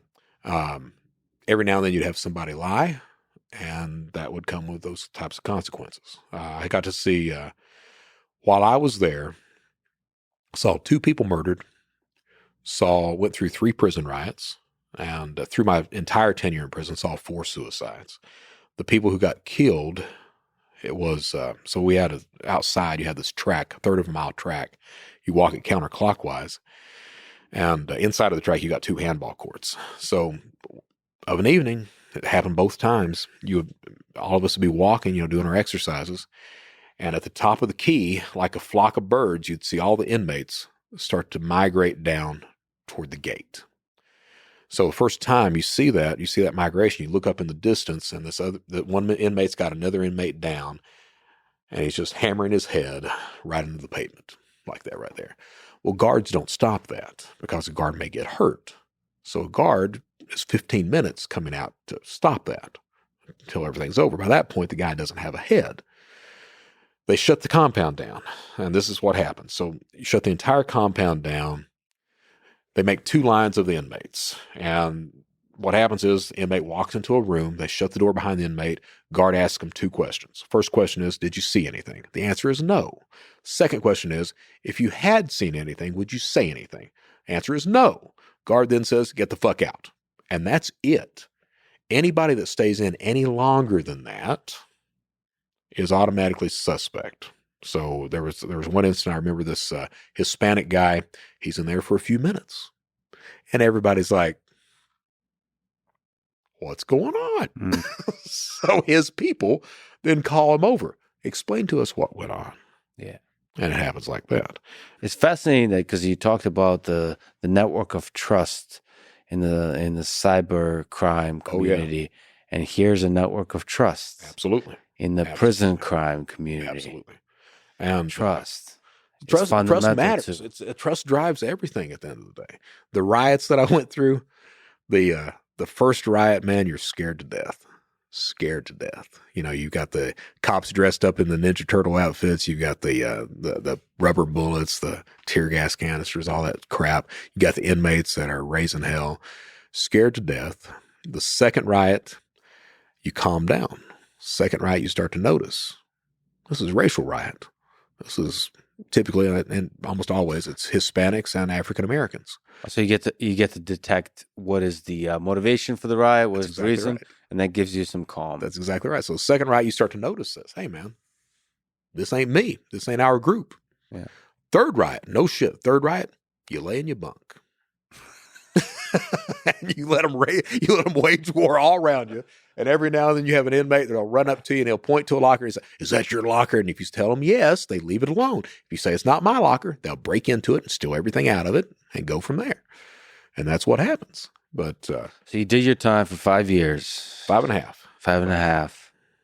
You made it out. I went through I told you it was a good lie that I told. I went through the residential drug abuse program.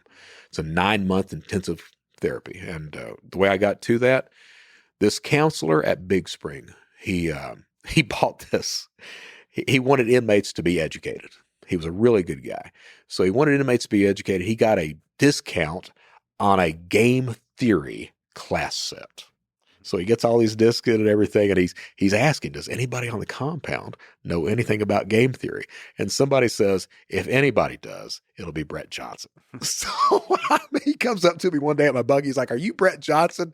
I was like, yeah. He was like, do you know anything about game theory? And I was like, yes, I do. So I start rattling off Prisoner's Dilemma and everything else. He's like, will you teach a class? So I start teaching that. I start teaching inmates public speaking. And to make friends with this counselor. So it gets time where I'm supposed to be transferring out to this drug program that they only had in Fort Worth. And the transfers are taking like 4 or 5 months. And that's 4 or 5 months I could be out free. So I went up to him one day and I was like, look, his name was Keeley. I was like, look, man, I said, is there any way that I can get transferred out any sooner? And he looks at me, he's like, Brett, I cannot help you. And I was like, I appreciate that. Thank you so much for even trying. So he said that. A week later, I'm on a bus going to Fort Worth. So he got me to Fort Worth. I got it. Yeah. I love it. So it was a 9-month program, 24 hours a day of cognitive behavioral therapy. It had nothing to do with drugs. It was all peer study stuff and CBT training. And honestly, it's the best thing that could ever happen. It truly is. Oh, that part. What was the thing that changed you as a man? Is it the solitary confinement? Was it the years? Was it losing the people you loved? Or was it that behavioral therapy? It's a combination, man. It's a combination. It was, so my sister disowns me. The only person I had in my life. Me and my sister, that's it. You know, I mean, yeah, I loved Elizabeth. I love my wife now, but you know, it's me and my sister. We went through all that shit together. So Denise disowns me. She doesn't talk to me for an entire year when all this stuff happens. And after I get arrested on the escape, she ends up driving 7 hours to come see me to tell me she loves me, and I don't see her again for 5.5 years. Yeah. So that's really the first turnaround. Took me 2.5 years in prison to accept responsibility. That was amazing that she did that. Yeah. She drove down. Yeah. She did that. Yeah, she's something. Yeah, she saw me for 10 minutes, tell me she loves me, and then I don't planted the seed. Yeah. But yeah, you had time to think over those years. Yeah, it took 2.5 years to realize that, you know, I didn't commit crime because of stripper girlfriends or wives or family. I committed it because I wanted to, chose to. And that's the first turnaround. Second turnaround is the CBT training. You know, that it didn't really hit while I was in prison. You know, I went through it and they ingrained it in you, but until you choose to make it work, it doesn't work. So I got out in 2011, didn't want to break the law, did not. And I was under 3 years probation, couldn't touch a computer. I had a job offer from Deloitte to run a cybercrime office in the UK, which that was a no. No, you're not moving, and that's a computer idiot. So then had a job offer from KnowBe4, a phishing company. Couldn't take that. Got to where I was trying to apply for fast food jobs. That's a computer. Can't touch that. Okay. Then what about a waiter's position? Well, that's a computer and access to credit cards. Idiot. Can't touch that either. So literally could not get a job. Could not. Doing food stamps. I had a roommate that paying half the rent. They tell you when you leave prison to get a job in something you care about and you won't recidivate. Couldn't get a job, and what I had was a cat. And Monster the cat. That was the cat's name. And that's a good name. Yeah, I had enough money to feed that little guy and didn't have money to buy toilet paper for the apartment. So I was on Panama City Beach. How long were you living like this? It was a steady decline because remember I taught my dad how to commit tax fraud. Yeah. So he bankrolled a lot of that until he couldn't. And then from there, it's like, what the fuck do you do? So I didn't want to go into computer crime at all. And I ended up shoplifting toilet paper, man. Shoplifting toilet paper. Just like for the basics. Yeah. The basics of survival. So about the same time, I had a friend that this guy, I've been dating the same type of women I had been dating. You know, these, you know, the unhealthy ones, the hot, unhealthy ones. Yes. And, love. Yeah. That's how that works. Yeah. So I had a friend post an ad for me on Plenty of Fish, and this woman responds, my wife, she responds, and the pictures I had taken were these prison type pictures, you know, the serious, like, they were there. And she sends me a message of, why aren't you smiling? And my response was, that is my happy face. So we start talking, and we started dating, and she's that second saving thing, man. I ended up moving in with her. I was going broke. I was about to get kicked out of the apartment and everything else. And she didn't say it, but I think she knew it. And moved in with her. And I got a job. And the job I got, my probation officer let me have a cell phone. I was going through Craigslist. This guy was advertising for landscaping. Called him up. His name was Dustin DeRamus. Called him up, and he was like, come on down and talk to me. So he was running this business, him and his brother were, out of his house. So I'm sitting there talking to him for about 20 minutes. He looks at me. He's like, can I ask you a question? I was like, yeah. He's like, are you on the run or something? So I'm like, no, why? And he's like, well, you just don't look like the kind of guy that do this. So I told him. I was like, this is who I am. This is what I've done. And he looks at me. He's like, man, I got to think about that. So he tells me to go on home. That was a Friday. Sunday evening, he gives me a call, and he was like, Brett, he's like, if I hire you, will you actually work? And I told him, I was like, Dustin, if you'll give me a job, I promise I'll work my ass off. And he's like, show up 6 o'clock. I was like, all right. So my job was to push a lawnmower 10 hours a day, 5 days a week for $400 a week. And busted my ass. I hit it so hard I'd come in of a night and pass out. wake up the next morning and hit it again. And it got to the point, this dude ended up offering me to come in a partner with his business. His brother dropped out, and he, by that point, I'd learned everything on the business and everything. And he was like, if you'd like to come in, I'll cut you in half. And I was like, Dustin, I can't do it, man, because I wasn't making any money. He didn't want to pay me anymore until, he was able to do more. And I thought I found another job doing something else. And in a speech, I say it got cold and the grass stopped growing. The truth of the matter was I thought I found another job. Mm-hmm. A guy was offering to pay me $1,500 a week doing the sales for oil rig training was what it was. Mm-hmm. And I accepted the job. I quit working for Dustin. And the guy, I told him before he even offered me the job, I told him my criminal history, because I was required to do that. So I was supposed to start work. Well, he calls me and tells me he can't hire me. So I'm out of work. And Dustin's already hired somebody else by that point, so I can't go back with him. And I'm that guy again, man. It's important for me to show value in a relationship. All right. So Michelle was the only one working. I'm like, I got to do something. And I get it in my head. I was like, if nothing else, I can just bring food in the house. She was only making, I think we had it hard. It was just her working. And I was like, nothing else, I can bring food in the house and get on the dark web, get some stolen credit cards. Yeah. Start ordering food. Well, it gets worse than that. She's got 2 sons there. So I'm like, well, they need clothes. So he starts stealing clothes. And it continues like that. I get arrested. On a food order. Mm-hmm. And Michelle didn't know what I was doing. So she had been to work, and she was coming back from work. I get arrested, and I'm like, they let me make a phone call. And I call her, and I was like, come to the police station. I've been arrested. And she shows up, and she didn't know I'd been doing that. My probation officer, of course, he didn't know or anything else. At my sentencing for that, probation officer was there, prosecutor, the judge, U.S. Marshals, Michelle, and me. Michelle stands up and she tells the judge that I'm a better dad to her kids than their actual father is. And by that point, I'm crying.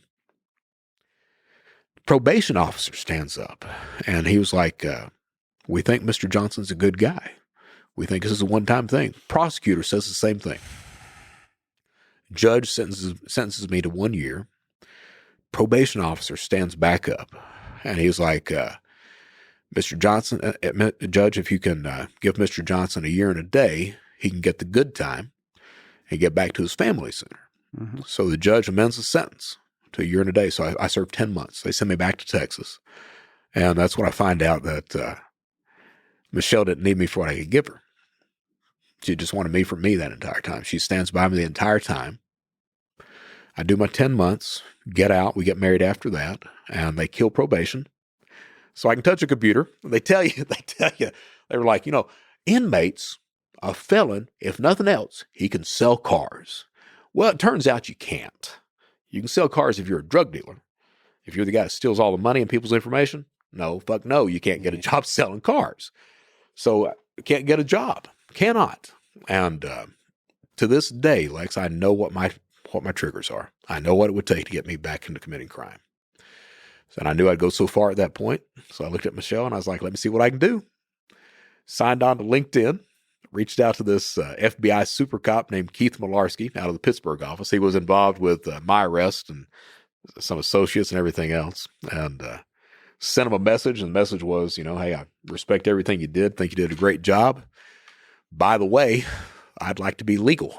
And dude responded within 2 hours. 2 hours, he gives me references, advice, takes me in under his wing, everything else like that. And from that point, man, it was the head of the Identity Theft Council, did the same thing. Card Not Present Group hires me to speak. Microsoft hires me to consult with them. And the Microsoft hire established enough trust in the industry that I was all right from that point. So now you're helping in many ways fight the very guy that you used to be. So big picture advice, given that you were that guy, how do we fight cybercrime today and in the next 5 years, 10 years, 20 years, 50 years? What advice do you have to individuals, to companies, to governments and also to Elizabeth, like the human beings that love, that live, that are friends with cyber criminals? There's so many lessons to really be had from that. To me, the lesson, one of the big lessons to me is you can't serve two masters. If you're that guy that is committing crime, or that person that's addicted, or you're in love with somebody that's addicted or has that, they don't love you. They love that addiction. That comes first. It's always going to come first. So you have to realize that. You have to know when to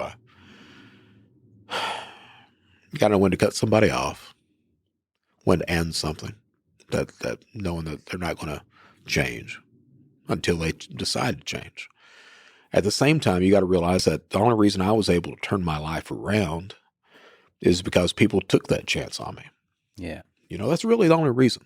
They believe that there's a good person in there. Yeah. If Malarski hadn't responded, if I hadn't had my sister, my wife, these companies that initially gave me that chance, my ass would be back in prison for 20 years. I have no doubt about that at all. All right. So you have to realize that. Cybercrime, a lot of companies that I talk to, they don't really understand or appreciate that networking aspect, that trust aspect of how criminals establish trust with each other, how they work together. A lot of companies think that it's a single player that's out victimizing them. And when you really break down how cybercrime operates, that you've got a group of individuals that are working together to hit you, but not only hit you, but they share and exchange information freely. Companies don't do that. You've got privacy concerns, you've got competitive edge concerns, everything else. Companies don't share information across the board like criminals do. Criminals do that. You have to appreciate that. You have to understand that big statistic that 90% of attacks use known exploits. It's not the stuff we don't know about. It's the shit we do know about. We're not doing anything about. So the way to defend against cybercrime is like, there's a lot of low-hanging fruit that you should fix. A lot of that. So a lot of basic stuff that's already vulnerabilities, update the system, security. Now, that doesn't take care of SolarWinds, right, or CNAP or anything like that. It doesn't. But those instances, that's a big instance. But, it is. But in the full spectrum of, right, especially in the future, because there's more and more companies that are coming online, right, they're becoming digital, and it's just more and more and more. And those vulnerabilities in terms of human nature, so for social engineering and the actual outdated systems, all of it. Some of it, I guess, is you're exceptionally good at this, is educating on the social engineering side. Right. Is educating people and companies that you've got to do that. And companies have to, I made that point that they never report to law enforcement. That's companies and individuals. Yeah. I've worked with Fortune 50 companies that will not press charges. Instead, they'll have that insider or that criminal sign an NDA. They'll pay them off, and we won't mention this shit anymore. You have to press charges. You have to report. You have to raise the awareness of everyone in the group. You have to be, it's that idea, and I've talked about that before, of understanding your place in that cybercrime spectrum. The way a criminal will victimize you depends on who you are and what you do as a person and as a business.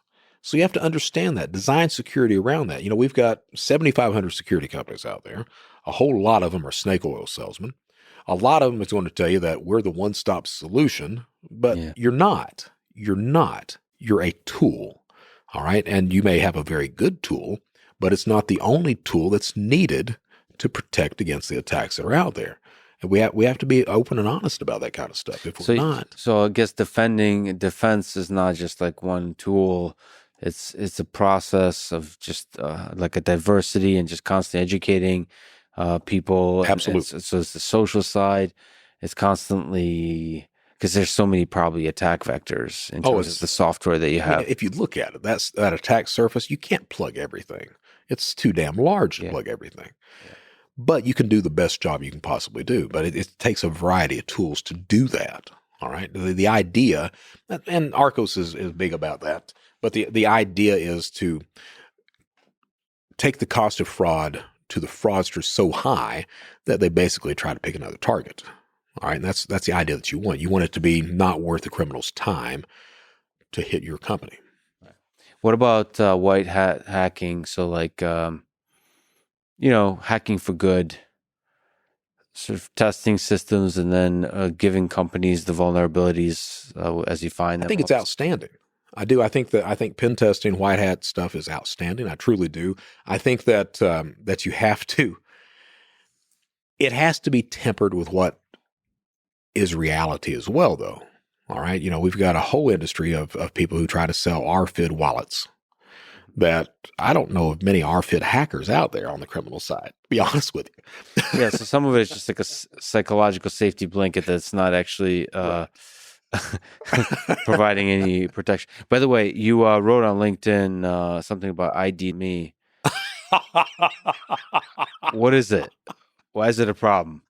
I was going down a rabbit hole. I was wondering if you were going to mention that. They lost. I guess I was partially responsible for them losing an $86 million contract. What was the contract with the government? With the IRS. Government. Yeah, just the IRS. So what is it? So ID Me is an identity. Okay, backtrack. ID Me is a marketing company that wants to say they're an identity verification company. I just want to bring this up to see you get angry. Okay. I tell you what my issue is. Yeah. My issue is it's a company that's used for authentication by the IRS, I guess. Well, IRS, Social Security Administration, VA, at one point 23 state unemployment offices, a few other services. So I guess the idea is that you would be able to unlock your account or authenticate yourself as a human being by using your face or something like that, so or private information. They've got a tiered system with verification. They've got you can do. They've got a free system which is questionable, where you submit an ID, and it's been shown several bypasses have been shown. And I don't want to talk about their security horribly bad, because I want to be honest, there are bypasses for a lot of security systems out there. Right. All right. The issue that I have with ID Me is that their policies are somewhat questionable. I don't care if you're a private company that has those policies in place, but if you're a government agency and you as a citizen are entitled to a benefit or a service of that government agency, and then the government agency forces you to give up your complete identity profile to a private company, and then that private company uses that profile for marketing purposes to further profit, things like that, I have a huge issue with that. I don't care if you're a private company that does that. I just don't think that citizens need to be forced into doing that in order to get a benefit or service that they're entitled to. Mm-hmm. So that's my big issue. So given how much we talked about the value of identity, you don't think that should be handed over lightly? No, absolutely not. And who would have thought that Brett Johnson would ever become a privacy advocate? But here I am. I mean, it's just people don't understand or appreciate the value of who they are. Mm-hmm. And certainly you've got a host of companies. ID Me is not the only one, but you've got some of these companies that say, well, we strip out the PII of the individual. We're just using the biometrics and the sites they're visiting and things like that. That's identity. That is, you can still ping that one unique individual out of all using that information. Stripping out the PII, you can still ping who that individual is. So, having lived a life of crime for many years, I'm sure you've connected indirectly to a large number of very dangerous people. Indirectly. Yeah. But the network indirectly is even larger, right? Oh yeah. Are you, and I apologize for this question, are you ever worried for your life, for your well-being? Like, having seen a world that's really dangerous in ways that operates in the shadows. like I said, when we started ShadowCrew and started that initial cybercrime business, that world, violence wasn't there. It came in later. Now violence is inherent in the system. To do the Monty Python bit, it's part of it. Yeah, the mob, the mafia are now part of this whole thing. Cartels are part of it. Yeah. Drugs are inherently intertwined in cybercrime marketplaces because of the profit potential. And with that comes a lot of violence as well. Yeah, the cartels already brought the violence that they're good at from the 20th century absolutely into the technology of the 21st century. Now, do I worry about that? It's interesting that my family worries about that. All right. I think I may be just too involved in it to appreciate that type of danger. But my family worries about that. They do. Do I think it's a possibility? I'm the guy that says what needs to be said. I've built my trust in this industry by not being scared of calling out companies and individuals, and not being scared of targeting criminals or criminal groups. Your honesty as a human being, emotionally and intellectually, is really refreshing. It's a gift. I mean, thank you for doing that. Is there advice you can give to young people today about life? You broke many rules, all the rules. Some rules should be broken. So if you look at somebody young today in high school and college, thinking how they can break the rules legally and live a life that's something they could be really proud of, what would you say? Biggest lesson I've learned, you want your life to be one where you're helping people and not hurting people. And that really hit me the first time I walked into Quantico. You know, you see the brightest minds in the United States who give up a lot of money, the opportunities of a lot of money, because they believe in helping people. Where I spent a career just hurting and harming individuals, that's a hell of a lesson. And I'm glad I'm there. But I would tell people out there, you know, it's fine to want money. It's fine to do that. It's fine to test systems. It's fine to circumvent the rules if you're not breaking the law. It's fine to do all that. I like doing that. All right. But if you've got the mindset, if you can just adhere to the mindset of helping people and not hurting people, I think you'll be all right at the end of the day. What gives you, again, given the dark web, given all the dangers out there, what gives you hope about the future? Looking into 5, 10 years, 50 years, I mean, hope for human civilization. If we do all right, if we make it out of this century, what do you think would be the reason? That's a damn good question. Because, I mean, we got a lot of bad stuff going on. We got a lot of reasons. If I asked you the other question of how do you think human civilization will destroy itself, I'm sure you have a lot of answers. Oh, yeah. Now, you know, what gives me hope is you see people working together.